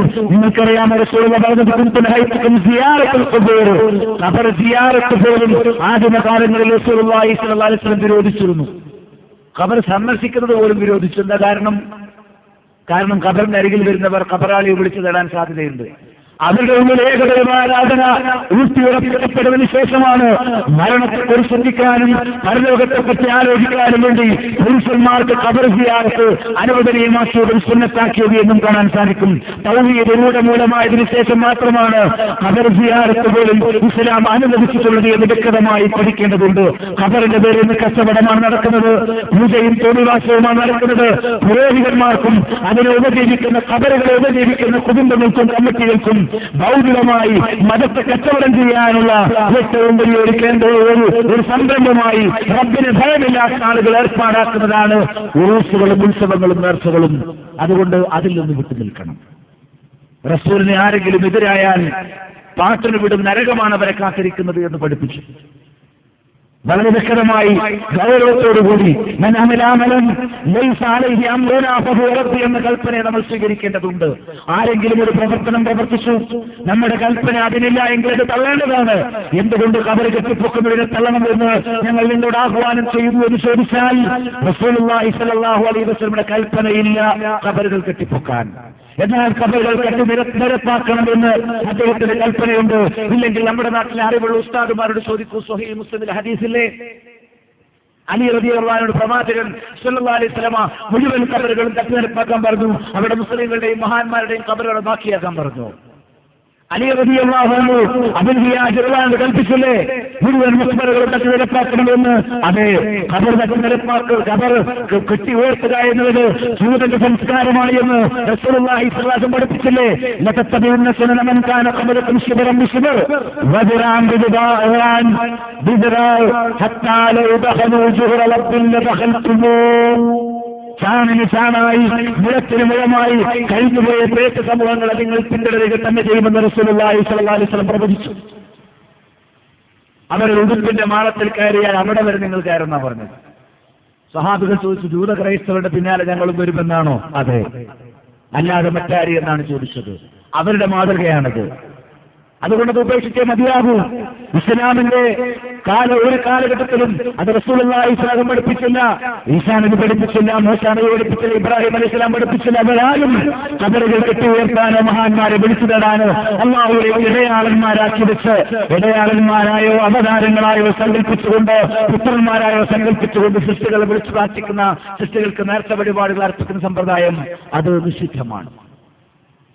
വിദേഹത്തുകൾ കൊണ്ടുവന്നാൽ റസൂലുള്ളാഹി സ്വല്ലല്ലാഹു അലൈഹി വസല്ലം വ്യക്തമായി പഠിപ്പിച്ചുള്ള കാര്യമാണ്. ഫഇന്ന ഖൈറുൽ ഹദീസ് കിതാബുല്ലാഹ്, ഉത്തമമായ സംസാരം അത് അല്ലാഹുവിന്റെ കിതാബ് അഥവാ ഖുർആനാണ്. വഖൈറുൽ ഹദീസ് ഹദീ മുഹമ്മദിൻ സ്വല്ലല്ലാഹു അലൈഹി വസല്ലം, ഉത്തമമായ മാർഗം എന്ന് പറയുന്നത് മുഹമ്മദ് റസൂലുള്ളാഹി സ്വല്ലല്ലാഹു അലൈഹി വസല്ലം മാതൃകയാണ്. മനുഷ്യർ ചെയ്യുന്ന കാര്യങ്ങളിൽ ഏറ്റവും മോശമായത് പുതുതായി ഉണ്ടാക്കുന്ന കാര്യങ്ങൾ, അള്ളാഹു പഠിപ്പിക്കാത്തത്, റസൂൽ പഠിപ്പിക്കാത്തത്, സ്വഹാബത്ത് ആചരിക്കാത്തത്. വകുല്ല മുഹ്ദസത്തുൻ ബിദ്അ, അങ്ങനെയുള്ള പുതിയ കാര്യങ്ങളെല്ലാം ബിദ്അത്താണ്. വകുല്ല ബിദ്അത്തുൻ ദലാല, എല്ലാ ബിദ്അത്തും വഴികേടാണ്. വകുല്ല ദലാലത്തുൻ ഫിന്നാർ, എല്ലാ വഴികേടും നരകത്തിലാണ് എന്ന് റസൂലുള്ളാഹി സ്വല്ലല്ലാഹു അലൈഹി വസല്ലം മുഴുവൻ ജുമുഅ ഖുത്ബകളുടെയും ആമുഖത്തിൽ ബഹുജനങ്ങളെ ഉത്ബോധിപ്പിക്കാറുണ്ടായിരുന്നു. പുതിയതൊന്നും ഉണ്ടാക്കാൻ പാടില്ല. ഒരാൾ തുമ്മിയാൽ അൽഹംദുലില്ലാഹ് എന്ന് പറയണമെന്ന് ഇസ്ലാമിലുണ്ട്. വേറൊരാൾ തുമ്മിയിട്ട് അൽഹംദുലില്ലാഹ് വസ്സലാത്തു വസ്സലാമു അലാ റസൂലില്ലാഹ് എന്ന് പറഞ്ഞാലോ പള്ളിയിലെ ഉസ്താദിനോട് ചോദിക്കണം. തുമ്മിയാൽ അൽഹംദുലില്ലാഹ് വസ്സലാത്തു വസ്സലാമു അലാ റസൂലില്ലാഹ് എന്ന് പറയാൻ പറ്റുമോ? ഉസ്താദ് പറയും പറ്റൂല. അതെന്താ കാര്യം? സലാത്തല്ലേ, റസൂലിന്റെ പേര് സലാത്തല്ലേ, സുന്നത്തല്ലേ. റസൂലുള്ളാഹിന്റെ പേര് കേട്ടാൽ സലാത്ത് ചെല്ലണം. അതേപോലെ വെള്ളിയാഴ്ച രാവുകളിൽ പ്രത്യേകമായി സലാത്ത് വർദ്ധിപ്പിക്കണം. എല്ലാ ദിവസവും രാവിലെയും വൈകുന്നേരവും 10 വട്ടം പ്രത്യേകമായി സലാത്ത് ചെല്ലണം. അതേപോലെ നിങ്ങൾക്ക് ഏത് സമയത്തും സലാത്തുകൾ പ്രത്യേകമായി പഠിപ്പിക്കപ്പെട്ടു. പള്ളിയിലേക്ക് കയറുമ്പോൾ സലാത്ത്, പള്ളിയിൽ നിന്ന് ഇറങ്ങുമ്പോൾ സലാത്ത്, ബാങ്ക് കേട്ട് കഴിഞ്ഞ് അതിന് ഇജാബത്ത് കൊടുത്തു കഴിഞ്ഞാൽ സലാത്ത്, എല്ലാം പഠിപ്പിക്കപ്പെട്ടു. അപ്പോൾ എനിക്ക് തുമ്മിയാൽ അൽഹംദുലില്ലാഹ് വസ്സലാത്തു വസ്സലാമു അലാ റസൂലില്ലാഹ് എന്ന് പറഞ്ഞാൽ എന്താ കുഴപ്പം? അങ്ങനെ സലാത്ത് ചൊല്ലിയതിനെ റസൂലുള്ളാഹി സ്വല്ലല്ലാഹു അലൈഹി വസല്ലം വിലക്കിയിട്ടുണ്ട്, സ്വഹാബത്ത് വിലക്കിയിട്ടുണ്ട്. അതെന്നെ കുഴപ്പം.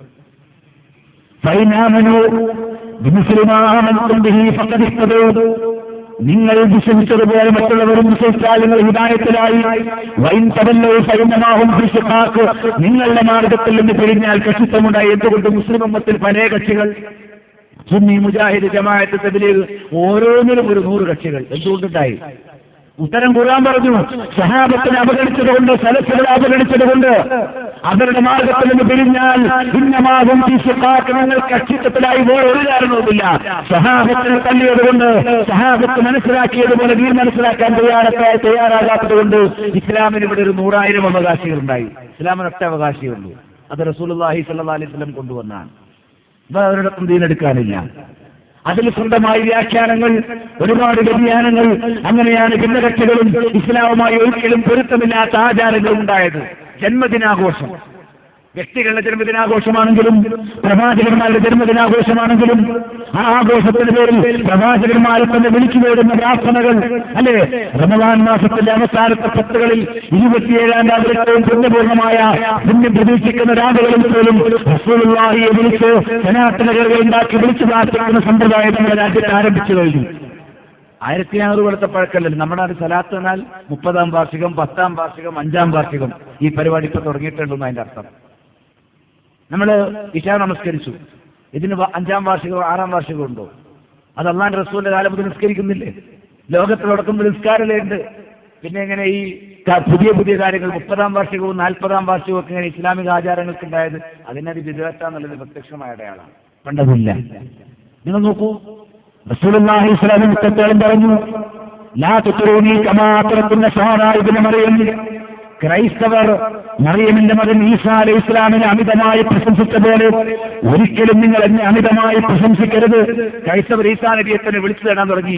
മുസ്ലിം ഉമ്മത്തിൽപ്പെട്ടവർ യാ റസൂലല്ലാഹ് എന്ന് വിളിച്ച് മുഹമ്മദ് നബിയെ വിളിക്കുക, യാ അലി യാ ഫാത്തിമ എന്ന് വിളിച്ച് അലിയെ വിളിക്കുന്നു, ഫാത്തിമയെ വിളിക്കുന്നു, മുഹമ്മദ് ഷെയ്ഖിനെ വിളിക്കുന്നു, ബദരീങ്ങളെ വിളിക്കുന്നു, ബദവി ഷെയ്ഖിനെ വിളിക്കുന്നു, 3 വെട്ടുമജാരത്തിലെ മറമാടപ്പെട്ടവരെ വിളിക്കുന്നു. എങ്ങനെ ഇത്? മനസ്സിന് സുഖമില്ലാതെ മരിച്ചുപോയ സിഎം വലിയ വിളിക്കുന്നു. രോഗികളെ ചികിത്സിക്കാന്നല്ല അവരെ വിളിച്ചു പ്രാർത്ഥിക്കുകയാണോ ചെയ്യേണ്ടത്? നിങ്ങളൊന്ന് ആലോചിച്ച് നോക്കൂ. അപ്പൊ വളരെ ഇങ്ങനെയുള്ള സമ്പ്രദായം എന്തുകൊണ്ടുണ്ടായി? വ്യക്തമായ പ്രമാണങ്ങളെ സ്വീകരിക്കാൻ തയ്യാറില്ലാത്തതുകൊണ്ട്. അർഹതയുള്ള പ്രമാണങ്ങളുടെ പിന്നാലെ വന്നാൽ ഒരിക്കലും ഇത്തരം വിധേയത്വങ്ങൾ ഉണ്ടാവുകയില്ല. അങ്ങനെ അല്ലാഹുവിന്റെ റസൂലിനെ തന്നെ വിളിച്ചു പ്രാർത്ഥിക്കുന്ന സമ്പ്രദായം നമ്മുടെ രാജ്യത്തുണ്ട്. ഇർത്തക്കബത്ത് ചൊല്ലും, അതേപോലെ യാ ബഷീർ യാ നദീർ എന്ന് വിളിച്ചുകൊണ്ട്, യാ മുജീർ മിന സഈരി നരകത്തിൽ നിന്ന് രക്ഷിക്കുന്നവനെ എന്ന് വിളിച്ച്, അല്ലേ, റസൂലുള്ളാഹിനെ വിളിച്ച് ദുആ ചെയ്തിട്ട് ഖൗമ ആമീൻ ആമീൻ എന്ന് പറയാൻ. അല്ലാഹനെ അല്ലാതെ വിളിച്ച് ദുആ ചെയ്യാൻ പാടുണ്ടോ? സലാത്ത് നഗറുകളിൽ ചെന്നാൽ തങ്ങളെ എന്ന് വിളിച്ച് ഉസ്താദ് ദുആ എടുക്കും. എന്നിട്ട് അവിടെ വരുന്ന ഖൗമ ആമീൻ ആമീൻ എന്ന് പറയും. നഊദു ബില്ലാഹ്. അല്ലാഹനെ വിളിച്ച് പ്രാർത്ഥിക്കുമ്പോഴല്ലേ ഈ ആമീൻ പറയൽ? റസൂലിനെ വിളിച്ചുള്ള ഒരു പ്രാർത്ഥന ഇസ്ലാമിനൊരു മാതൃകയുണ്ടോ? ഇല്ല. അതുകൊണ്ട് ഏതെങ്കിലും കക്ഷികളോട് വിരോധമുള്ളത് കൊണ്ടല്ല, ഏതെങ്കിലും പാർട്ടികളെ ഇവിടെ നിന്ന് തുറക്കി ഓടിക്കുന്നതിന് വേണ്ടിയല്ല. ഇസ്ലാമാണ് യഥാർത്ഥ വിജയമാർഗമെന്ന് നിങ്ങൾ ഉൾക്കൊള്ളുന്നുണ്ടെങ്കിൽ ആ ഇസ്ലാമിൽ ഖബർ കെട്ടിപ്പൊക്കലില്ല, ഖബറാളിയുടെ പേരിലുള്ള പൂജകളില്ല, ആണ്ടറിഞ്ഞ ഉത്സവങ്ങളില്ല, ജന്മദിനാഘോഷങ്ങളില്ല. റസൂലുള്ള പറഞ്ഞു, ക്രൈസ്തവർ ഈസാ നബി അമിതമായി പ്രശംസിച്ച പോലെ നിങ്ങൾ എന്നെ പ്രശംസിക്കരുത്. ക്രൈസ്തവർ ഈസാ നബിയുടെ ജന്മദിനം എന്ന് പറഞ്ഞ് ക്രിസ്മസ് ആഘോഷിച്ചു. ഇവിടെ നബിദിനാഘോഷം മീലാദ് തുടങ്ങി. നബിസല്ലല്ലാഹു ജനിച്ച എന്നാണ് എന്നുള്ള ചരിത്രത്തിൽ കൃത്യമായി രേഖയില്ല എന്നുള്ളതാണ് മറ്റൊരു വിശ്വാസം. എന്ന് അദ്ദേഹം മരണപ്പെട്ട എന്നാണ് തീർച്ചയാണ്. എന്നാണ് അത് റബീഉൽ അവ്വൽ 12-നാണ്. റസൂലുള്ള മരണപ്പെട്ട ഒരു മുസ്ലിമിനെ സംബന്ധിച്ചിടത്തോളം അവന്റെ മനസ്സിൽ ദുഃഖം മലതല്ലേണ്ട ആ സമയത്താണ് ഇവിടെ കഹവ ഉണ്ടാക്കി, പായസം ഉണ്ടാക്കി, പുതിയ കുപ്പായിട്ടിട്ട് വർണ്ണക്കൊടിയും പിടിച്ചിട്ട് റോഡ് ബ്ലോക്കാക്കി റസൂലുള്ളാഹിന്റെ സ്നേഹവും പറഞ്ഞ്, എന്തൊരു തോന്നിവാസം ഇത്! അള്ളാന്റെ റസൂൽ മരണപ്പെട്ട ഒരു ദിവസമോ? ജന്മദിനാഘോഷങ്ങൾ, ബർത്ത്ഡേ ആഘോഷങ്ങൾ തോന്നിവാസമാണ്. അത് സ്വന്തം കുട്ടികളാണെങ്കിലും ശരി, അമ്പിയാക്കളതാണെങ്കിലും ശരി, ഇസ്ലാം അത് അനുവദിച്ചിട്ടുള്ളത് ബിദ്അത്താണ്. ഒരിക്കൽ അബ്ദുല്ലാഹ് ഇബ്നു മസ്ഊദ് റളിയല്ലാഹു വീടിന്റെ വാതിൽക്കൽ അബൂ മുസ്അ അശ്അരി അടക്കമുള്ള ചില സ്വഹാബികൾ നിൽക്കുകയാണ്. സുബ്ഹ് നമസ്കാരത്തിന് പള്ളിയിൽ പോകാൻ നേരത്തെ ചോദിച്ചു, എന്താ? അബൂ മുസ്അ അശ്അരി പറഞ്ഞു, അബ്ദുല്ലാഹി ഇബ്നു മസ്ഊദ് പറഞ്ഞു, അബ്ദുറഹ്മാൻ എന്ന് വിളിച്ചുകൊണ്ട് പറഞ്ഞു, എന്താണ്? പള്ളിയിൽ ഞങ്ങൾ ഇതുവരെ കാണാത്ത ഒരു കാഴ്ച കണ്ടു. എന്താ കാഴ്ച? നിങ്ങൾ ഉസ്താദുമാരോട് ചോദിക്കണം. ഈ വ്യക്തി ഇവിടെ വന്ന് പറഞ്ഞു പോയി, ഈ കാര്യം ശരിയാണോ എന്ന് സാധാരണക്കാരായ ആളുകൾ നമ്മുടെ നാട്ടിൽ നമുക്ക് ദീന് പഠിപ്പിക്കേണ്ട ഉസ്താദുമാരുടെ അരികിൽ ചെന്ന് അവരോട് മാന്യമായിരുന്നു ചോദിക്കണം. എന്താണ്? എന്നിട്ട് അവിടെയാ അബ്ദുല്ലാഹി ഇബ്നു മസ്ഊദ് പറഞ്ഞ പുതിയ കാഴ്ച, ഇതാ പള്ളിയിൽ സുബ്ഹ് നമസ്കാരത്തിന് മുമ്പ് നമസ്കാരം കാത്തിരിക്കുന്ന ആളുകൾ ഒരു പുതിയ സമ്പ്രദായം തുടങ്ങി. എന്താ പുതിയ സമ്പ്രദായം? കുറച്ച് കല്ല്, 100 കല്ല് കൊണ്ടുവെക്കും പള്ളിയിൽ. എല്ലാവരും വട്ടം കൂടി ഒരു ഹൽക്കയായിട്ടിരിക്കും. സുബ്ഹിന് തൊട്ട് മുമ്പ് ഒരാൾ സബ്ബിഹൂനിഹ എന്ന് പറയുമ്പോൾ എല്ലാവരും സുബ്ഹാനല്ലാഹ് സുബ്ഹാനല്ലാഹ് അങ്ങനെ കല്ല് നീക്കി വെക്കും. 100 കല്ല് കഴിഞ്ഞാൽ അദ്ദേഹം കബ്ബിറൂനിഹ എന്ന് പറയുമ്പോൾ അല്ലാഹു അക്ബർ അല്ലാഹു അക്ബർ എല്ലാവരും ഒരുമിച്ച്. അത് കഴിഞ്ഞാൽ പിന്നെ അൽഹംദുലില്ലാഹ് അൽഹംദുലില്ലാഹ് ഒരു ഉസ്താദ് പറഞ്ഞു കൊടുക്കും, ബാക്കിയുള്ളവർ ഇങ്ങനെ പറയും. ഇത് റസൂലിന്റെ കാലത്ത് അവർക്ക് പരിചയമില്ല, സ്വഹാബികൾ അത് ചെയ്തിട്ടില്ല. എന്നാൽ പുതിയ ഒരാൾ ഏതായാലും സുബ്ഹ് നമസ്കരിക്കുന്നവരെ സമയമുണ്ടല്ലോ, ഒന്ന് കുറച്ചു നേരം ഒരു പുണ്യം ചെയ്യാമെന്ന് പറഞ്ഞ് ഒരുമിച്ച് ഇന്നൊരു ഹൽക്കയായിട്ട് നിന്നിട്ട് ദിക്റെല്ലാം തുടങ്ങി. ഇത്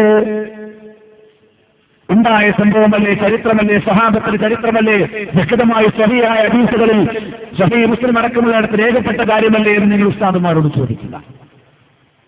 അബ്ദുല്ലാഹി ഇബ്നു മസ്ഊദ് രോഷാകുലായി പള്ളിയിലേക്ക് ചെന്നു. എന്താണ് നിങ്ങൾക്ക് പറ്റിപ്പോയത്? റസൂലുള്ളാഹി സ്വല്ലല്ലാഹു അലൈഹി വസല്ലം മരണപ്പെട്ടിട്ട് ഏതാനും ദിവസങ്ങൾ അദ്ദേഹം ധരിച്ച വസ്ത്രങ്ങൾ നുരുമ്പിപ്പോയിട്ടില്ല, അദ്ദേഹം കഴിച്ച പാത്രങ്ങൾ പൊട്ടിപ്പോയിട്ടില്ല. അതിനു മുമ്പേ നിങ്ങൾ ജീവിതത്തിലേക്ക് പുതിയത് കൊണ്ടുവരികയാണ് എന്ന് ചോദിച്ചത് ക്ഷുഭിതനായി. അവര് പറഞ്ഞു, ഞങ്ങൾ നല്ലതല്ലാതെ ഉദ്ദേശിച്ചില്ല, ഞങ്ങൾ നല്ലതല്ലേ, സുബ്ഹാനല്ലാഹ് അൽഹംദുലില്ലാഹ് എന്നല്ലേ. അങ്ങനെ തന്നെ വിജയത്തുണ്ടാവാം. നല്ലതല്ലേ എന്ന് വിചാരിച്ചിരുന്നത് ഒരിക്കലും മരണം വരെ തൗബ ചെയ്യൂല. അപ്പൊ കൂടുതൽ അപകടമായി. വിജയത്തുകൾ നരകത്തിലാണ് എന്ന് പ്രവാചകൻ സല്ലല്ലാഹു അലൈഹി വസല്ലം വ്യക്തമായ താക്കീതാണ്. ദീൻ എന്ന് പറഞ്ഞാൽ പവിത്രമായി പരിഗണിക്കേണ്ട സംഗതിയാണ്. അതിൽ നമ്മുടെ വക കൂട്ടിച്ചേർക്കാൻ ഒരിക്കലും പാടില്ല. നമുക്ക് നമ്മുടെ സ്വന്തം വകയുണ്ടാക്കാൻ പറ്റുമോ? ഇല്ല. 4 റക്അത്തുള്ള ഇശാ നമസ്കാരം നമുക്ക് 5 ആക്കാൻ പറ്റുമോ? പാടില്ല. സുബ്ഹ് 2 3 ആക്കാൻ പറ്റുമോ? ഓരോ റക്അത്തിൽ 2 സുജൂദ് നല്ലതല്ലേ എന്ന് കരുതി 3 സുജൂദ് ആക്കാൻ പറ്റുമോ? പാടില്ല. പഠിപ്പിക്കപ്പെട്ട പ്രകാരം അങ്ങനെ ദീൻ മുഴുവൻ സത്യത്തിന്കമാവുന്നില്ല. കൽപ്പിക്കപ്പെട്ട പ്രകാരം ഈ നിലകൊള്ളണമെന്നാണ് പഠിപ്പിച്ചതെങ്കിൽ കൽപ്പനയില്ലാത്ത കാര്യങ്ങൾ ദീനിൽ നടപ്പാക്കാൻ പാടില്ല. അതുകൊണ്ട് എന്താണ് ദീനിലുള്ളത് എന്നറിയണമെങ്കിൽ ദീന് പഠിക്കുന്ന ഒരു സംവിധാനം നമുക്ക് വേണം. എന്തെങ്കിലും പാളകിതാബുകളും ആലപ്പാട്ടുകളും അല്ല പഠിക്കേണ്ടത്. ഖുർആനും സുന്നത്തും അതിന്റെ ശരിയായ വിശദീകരണങ്ങളും അതേപോലെ തന്നെ അംഗീകൃതമായ ഗ്രന്ഥങ്ങളും പണ്ഡിതന്മാരെ സമീപിച്ചുകൊണ്ട് പഠിക്കാൻ നമുക്ക് സാധിക്കേണ്ടതുണ്ട്. എന്താണ് ദീനിലുള്ളത് എന്ന് കൃത്യമായി പഠിച്ചാൽ ഈ തോന്നിവാസങ്ങളും വിദഗ്ധത്തുകളും മുസ്ലിയാക്കന്മാരുടെയും പുരോഹിതന്മാരുടെയും കച്ചവടത്തിനു വേണ്ടി ദീനിനെ അലങ്കോലമാക്കുന്ന സമ്പ്രദായം നമ്മുടെ രാജ്യത്തുണ്ടാകുമായിരുന്നില്ല. മഖ്ബറകൾ നമ്മുടെ രാജ്യത്ത് കെട്ടിപ്പുയർത്തപ്പെടുകയോ അവിടെ ഉറൂസും ഉത്സവങ്ങൾ നടക്കുകയോ ചെയ്യുന്ന സമ്പ്രദായം ഉണ്ടാകുമായിരുന്നില്ല. ഇസ്ലാമിൽ 2 പെരുന്നാളേ ഉള്ളൂ. അത് ചെറിയ പെരുന്നാളും വലിയ പെരുന്നാളുമാണ്. ഈ പെരുന്നാളിനേക്കാൾ വലിയ ഒരു പെരുന്നാളായി ഏതെങ്കിലും ജന്മദിന ഉത്സവങ്ങൾ അത് മുഹമ്മദ് നബി സല്ലല്ലാഹു അലൈഹി വസല്ലം എതിരുള്ളത് കൊണ്ടല്ല. പ്രവാചകൻ നിങ്ങൾ സ്നേഹിക്കുന്നുവെങ്കിൽ അദ്ദേഹത്തെ പിന്തുടരുകയാണ് വേണ്ടത്, അദ്ദേഹത്തിനെതിരെ പ്രവർത്തിക്കുകയല്ല വേണ്ടത് എന്നാണ് കൃത്യമായി പഠിപ്പിക്കാനുള്ളത്. അതേപോലെ തന്നെ നോമ്പുകളിൽ ഏതാണ് സുന്നത്തായിട്ടുള്ളത്, നമസ്കാരത്തിൽ ഏതാണ് പുണ്യമായിട്ടുള്ളത്, ഇതെല്ലാം സ്വഹീഹായ ഹദീസുകളിലൂടെ കൃത്യമായി പഠിപ്പിക്കപ്പെട്ടതാണ്. ഇത് സ്വഹീഹായ ഹദീസുകളിൽ നിന്ന് തിങ്കളാഴ്ച സുന്നത്ത് നോമ്പ്, വ്യാഴാഴ്ചയുള്ള സുന്നത്ത് നോമ്പുകൾ, പൗർണമി ദിവസങ്ങൾ, അയ്യാമുൽ ബീദിലെ നോമ്പുകൾ, അങ്ങനെയുള്ള പുണ്യപൂർണ്ണമായ നോമ്പുകളെ ഉപേക്ഷിക്കുകയും അതിന് പരിചയമില്ലാത്തതുപോലെ ജീവിക്കുകയും എന്നിട്ട് റജബ് നോമ്പ് പോലെ, ബറാത്ത് നോമ്പ് പോലെ വിദഗ്ധത്തിന്റെ നോമ്പുകൾ നമ്മുടെ രാജ്യത്തെ കെട്ടിക്കൂട്ടി ഉണ്ടാക്കി കൊണ്ടുവരികയും സമ്പ്രദായമുണ്ട്. അതുകൊണ്ട് നമ്മളൊരു നോമ്പെടുക്കുമ്പോൾ പോലും, നമസ്കരിക്കുമ്പോൾ പോലും, പുണ്യപ്രവൃത്തികൾ ഏർപ്പെടുമ്പോൾ പോലും അത് പ്രവാചകന്റെ മാതൃകയോട് യോജിക്കുന്നതാണ് എന്ന് വ്യക്തമായി പഠിക്കേണ്ട ബാധ്യതയുണ്ട്. പ്രിയപ്പെട്ടവർ, നമ്മുടെ ഹൃദയമിടിപ്പുകൾ നിലച്ചു പോകും. ഉയർത്തെഴുന്നേൽപ്പിക്കപ്പെടുമ്പോൾ അള്ളാഹുവിന്റെ വിചാരണയ്ക്ക് വിധേയമാകും. നമ്മളെല്ലാവരും എഴുന്നേറ്റ് നിൽക്കേണ്ടി വരും. അതാണ് പരലോക ഭജനം. ഭൂമിയിലെ ഔന്നത്യമോ കുഴപ്പമോ ആഗ്രഹിക്കാത്തവർക്കാണ് നാം അതൊരുക്കി വെച്ചിരിക്കുന്നത്. വലാഖിബത്തുൽ മുത്തഖീൻ, തഖ്വയോടെ സൂക്ഷിച്ചുകൊണ്ട് വിദഗ്ധതകൾ വരാതെ, ഹറാമുകളും ശിർക്കും കുഫ്റും കടന്നു വരാതെ, അതേപോലെ ഭൗതിക താല്പര്യത്തിന് വേണ്ടിയല്ലാതെ ആത്മാർത്ഥമായി ദീനീ പ്രവർത്തനം നടത്തുന്ന ആളുകൾക്ക് മാത്രം ശുഭ പര്യവസാനം എന്നാണ് സൂറത്തുൽ ഖസ്റിന്റെ അവസാന ഭാഗത്ത് അല്ലാഹു സുബ്ഹാനഹു വ തആല നമ്മെ പഠിപ്പിക്കുന്നത്. സ്വർഗം അത് സത്യമാണ്. ആ സ്വർഗമാണ് നമുക്ക് ഒരുക്കി വെച്ചിരിക്കുന്നത്. അവിടെയുള്ള മണ്ണ് കസ്തൂരിയുടെ മണ്ണാണ്. ചരൽക്കല്ലുകൾ മുത്തുകളും പവിഴങ്ങളുമാണ്. സ്വർഗത്തിലെ വൃക്ഷങ്ങളെന്ന് പറഞ്ഞാൽ അതിന്റെ കാണ്ഡങ്ങൾ സ്വർണത്തിൻ്റെതാണ്.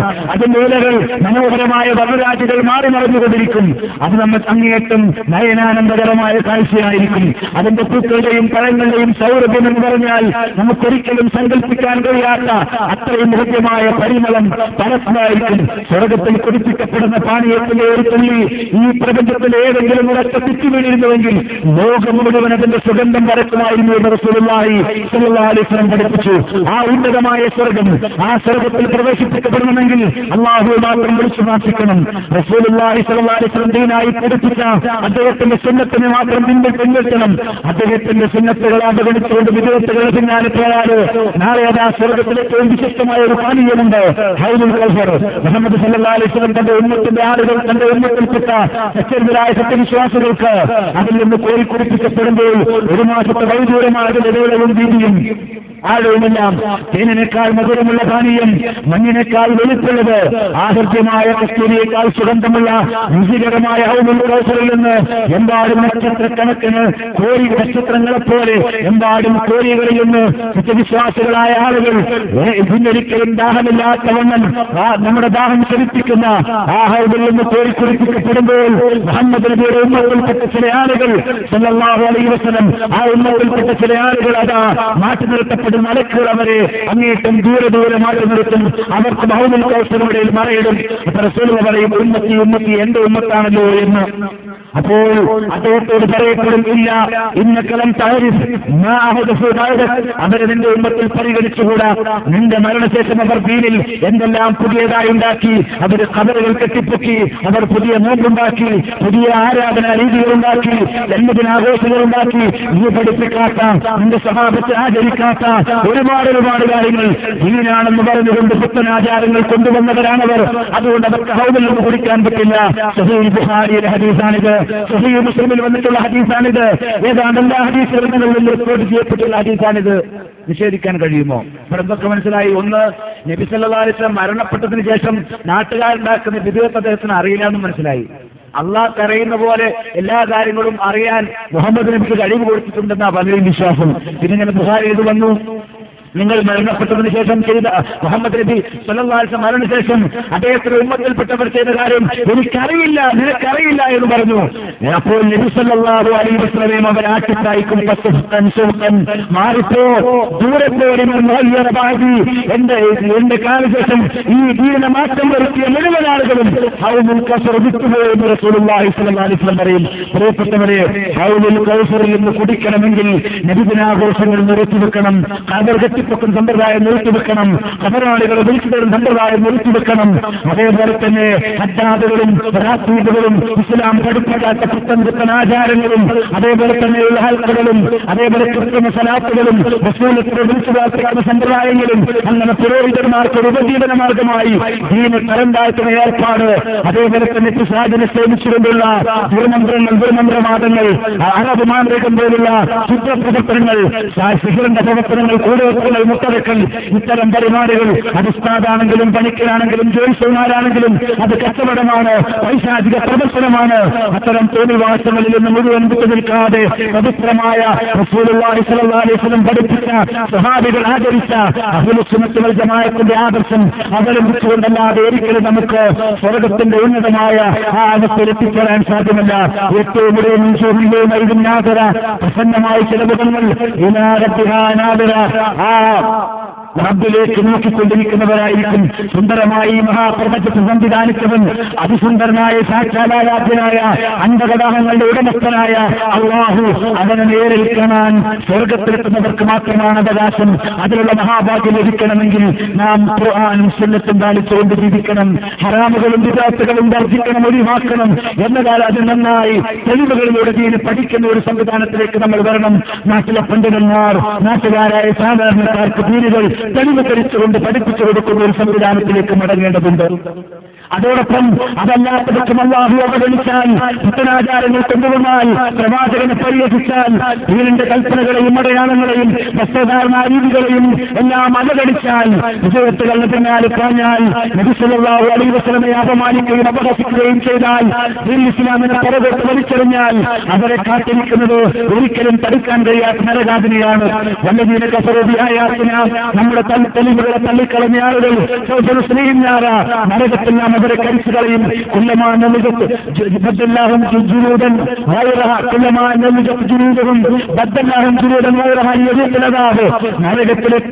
നരകത്തിലെ അഗ്നി അവരുടെ തൊലിയെ കരിച്ചു കളയുമ്പോഴെല്ലാം പുതിയ തൊലി നൽകും. നരകത്തിൽ വീഴുന്ന മുഴുവൻ മനുഷ്യരെയും അല്ലാഹു ഭീമാകാരമായി വളർത്തപ്പെടും. ഇന്നത്തോളം നരകവാസികൾ മുഴുവൻ ഭീമാകാരന്മാരായി രാക്ഷസന്മാരായി വളർത്തപ്പെടുമെന്നാണ്. നരകത്തിൽ വെന്തൊരുകുമ്പോൾ അതിന്റെ തൊലിയിലെ മാംസങ്ങൾക്ക് 70 മുഴം കട്ടിയുണ്ടാകും, ഫലമുണ്ടാകും. അത് കരിഞ്ഞു പോകുമ്പോൾ പുതിയ തൊലി ശിക്ഷാസമിപ്പിക്കുന്നതിനു വേണ്ടി നൽകിക്കൊണ്ടിരിക്കും. നരകത്തിലെ ഏറ്റവും നിസ്സാരമായ ശിക്ഷ ഇന്നാഹുവനാദാബിനാരി ജംലത്താനി, ഒരു ജോഡി ചെരുപ്പാണ്. അത് 2 ചുട്ടുകൊള്ളുന്ന കല്ലുകൾ, ചെരുപ്പിന് പകരം ഭീമാകാരമായ തന്റെ ആ കാലുകൾ ആ കല്ലുകളുടെ മുകളിൽ കയറ്റി വെക്കുമ്പോൾ അഗ്നിപർവ്വതം പൊട്ടിയെടുക്കുന്ന പോലെ അതിന്റെ തലച്ചോറ് തുറച്ചുമറിയാൻ തുടങ്ങും. ഇതാണ് നരകത്തിലെ ഏറ്റവും വലിയ കഠിനമായ ശിക്ഷ എന്ന് അവൻ കരുതി വിലപിക്കുമ്പോൾ അല്ല, ഇത് നരകത്തിലെ ഏറ്റവും ചെറുതാണ്. അപ്പോൾ ഏറ്റവും വലുതായിരിക്കും അവരുടെ തലച്ചോറുകൾ ശിഥിലമാക്കി കളയുന്നത്, തലയുടെ ബലവത്തായ തൊലികളെ പോലും ഉരുക്കി കളയുന്നത്, ഉടൽമാലകളെ പുറത്തേക്ക് ശിഥിലമാക്കി കളയുന്നത്. അങ്ങനെയുള്ള വ്യക്തികൾക്ക് ഏറ്റവും കഠിനകഠോരമായ വ്യത്യസ്തതരം ശിക്ഷകൾ, ഭീമാകാരമായ ഇരുമ്പിന്റെ ദണ്ടുകൾ, അതേപോലെ ചങ്ങലകൾ, അങ്ങനെയുള്ള പാപങ്ങളുടെ ആഴമനുസരിച്ച് വ്യത്യസ്തമായ ശിക്ഷകൾ. അവിടെ മനുഷ്യരുടെ ആളുകളാണെങ്കിൽ രക്തത്തിന് നദിയിൽ വെല്ലുവിളിയും രക്ഷപ്പെടാൻ ശ്രമിക്കുമ്പോൾ വലിയ പാറക്കല്ലുകളുണ്ട്. മലക്കുകൾ വലിച്ചെറിയുമ്പോൾ വീണ്ടും ശരീരം വെന്തുരുകി വേദനയിൽ കുളഞ്ഞുകൊണ്ട് കഴിച്ചു കൂട്ടേണ്ടി വരും. കള്ളം പറയുന്നവർ നുണയന്മാരായി ജീവിക്കുന്നവർ, ഇരുമ്പിന്റെ ചുറ്റുകൊള്ളുന്ന കൊളുത്തുകൾ അവരുടെ മൂക്കിലും അണ്ണാക്കിലും കണ്ണുകളും വികൃതമായവരുടെ മുഖത്തെ വികൃതമാക്കി കളയുന്ന സാഹചര്യം. അതേപോലെ തന്നെ സക്കാത്ത് നൽകാത്തവർ, പാപങ്ങളെ പരിഗണിക്കാത്തവർ അവരുടെ ശത്രുക്കളെ തകടുകളാക്കി മാറ്റി ചുറ്റുകൊള്ളിച്ച് അവരുടെ നെറ്റിയും പാർശ്വകളിൽ വിസ്തരി വെക്കപ്പെടും. ഇങ്ങനെ അതേപോലെ വിചാരികൾ തങ്ങളുടെ സൗന്ദര്യം ഭർത്താക്കന്മാരുടെ മുന്നിൽ മാത്രം പ്രദർശിപ്പിക്കേണ്ട സൗന്ദര്യം അത് അന്യപുരുഷന്മാരുടെ മുന്നിൽ അങ്ങാടിയിലും മാർക്കറ്റിലും വാഹനങ്ങളിലും നാട്ടിലുമെല്ലാം പ്രദർശിപ്പിക്കുന്ന സ്ക്രീനുകളിൽ, ചെറിയ സ്ക്രീനിലും വലിയ സ്ക്രീനിലും ഒക്കെ പ്രദർശിപ്പിക്കുന്ന പെൺകുട്ടികൾ സുന്ദരിമാർ തങ്ങളുടെ ഭർത്താവിന്റെ മുന്നിൽ മാത്രം പ്രദർശിപ്പിക്കേണ്ട സൗന്ദര്യം അന്യരുടെ മുന്നിൽ പ്രദർശിപ്പിച്ചതിന്റെ പേരിൽ വ്യഭിചരിച്ചതിന്റെ പേരിൽ ആണും പെണ്ണും നാളെ ഭദ്രരായി ഭീമാകാരമായ കൂട്ടം അജിത്തുകളിൽ വാഴ്ത്തപ്പെടുന്ന വ്യത്യസ്തയിനം ശിക്ഷകൾ. സത്യം മാത്രം പറയുന്ന പ്രവാചകൻ വ്യക്തമായ തെളിവുകളോടുകൂടി ഇവ സത്യമെന്തെന്ന് വേർതിരിഞ്ഞതിനു ശേഷവും താൽക്കാലികമായ ആസ്വാദനത്തിന്റെയും അധർമ്മത്തിന്റെയും പിന്നയുടെയും പലിശയുടെയും മദ്യപാനത്തിന്റെയും ലോട്ടറി കോടതികളുടെയും പിന്നാലെ പോകുന്നവർ, തോന്നിവാസങ്ങളുടെയും അധർമ്മത്തിലൂടെയും പോകുന്നവർ, പ്രൊട്ടേഷൻ ഗ്രൂപ്പും കൊലപാതക സംസ്കാരവുമായി സഞ്ചരിക്കുന്നവർ, അഴിമതിയും സ്വജനപക്ഷപാതവും കരിഞ്ചന്തയും പൂഴ്ത്തിവെപ്പും ഭീഷണിയും പരദൂഷണവും അങ്ങനെയുള്ള തോന്നിവാസങ്ങളുമായി നടക്കുന്നവർക്ക് ഒരിക്കലും തടുക്കാനും താങ്ങാനും കഴിയാത്ത കൊട്ടാരം കണക്ക് വലുപ്പമുള്ള ഒട്ടകത്തെ പോലെ ചൂരിച്ചാടുന്ന വലിയ വലിയ വലിയ തീപ്പൊറികളുള്ള ആ ഭീമാകാരമായ തീനാളങ്ങൾ നിറഞ്ഞു നിൽക്കുന്ന നരകാഗ്നി, ആ നരകാഗ്നിയിലേക്ക് വലിച്ചെറിയപ്പെടുമ്പോൾ പ്രിയപ്പെട്ടവരെ ഓരോരുത്തരും തനിച്ചായിരിക്കും. നരകത്തിന്റെ കടാട്ടാഗ്നിയിൽ നിന്ന് കരകയറാനും സ്വർഗത്തിന്റെ ഹൃദ്യമായ പരിമളവും അതിന്റെ സുഖാനുഭൂതികളും ആസ്വദിക്കാനും പ്രപഞ്ചനാഥനായ നമ്മുടെ സൃഷ്ടാവായ അന്ധകടാഹങ്ങളുടെ ഉടമസ്ഥനായ സാക്ഷാൽ ആരാധനും സർവജ്ഞനും പരമപരിശുദ്ധനുമായ അല്ലാഹുവേ നമ്മുടെ നഗരനേത്രങ്ങൾ കൊണ്ട് ദർശിക്കാനും അവന്റെ അനുഗ്രഹങ്ങൾ അനശ്വരമായി ലഭ്യമാകാനും ഖുർആനും സുന്നത്തും അനുസരിച്ച് ഏകദൈവാരാധനയുടെ അടിത്തറയിൽ ജീവിതം നയിക്കണമേ എന്ന് ഹൃദയം തുറന്ന് എല്ലാവരോടും അഭ്യർത്ഥിച്ചുകൊണ്ടും പ്രമാണങ്ങളെ പഠിക്കാനും പരിശോധിക്കാനും നാളെ മരിച്ചു പോകുന്നതിന് മുമ്പ് സത്യത്തെ അന്വേഷിക്കാൻ ഞാൻ തയ്യാറായിട്ടുണ്ട് എന്ന് ഉറപ്പുവരുത്താനും ഓരോരുത്തരും തയ്യാറാകണമെന്ന് ആവശ്യപ്പെട്ടുകൊണ്ട് ഞാൻ അവസാനിപ്പിക്കുന്നു. ربنا تقبل منا انك انت السميع العليم وتب علينا انك انت التواب الرحيم ربنا لا تؤاخذنا ان نسينا واخطانا ربنا ولا تحمل علينا إصرا كما حملتنا على الذين من قبلنا ربنا ولا تحملنا ما لا طاقة لنا به واعف عنا واغفر لنا وارحمنا انت مولانا فانصرنا على القوم الكافرين اللهم صل على محمد وعلى آل محمد كما صليت على إبراهيم وعلى آل إبراهيم وبارك على محمد وعلى آل محمد كما باركت على إبراهيم وعلى آل إبراهيم إنك حميد مجيد السلام عليكم ورحمة الله.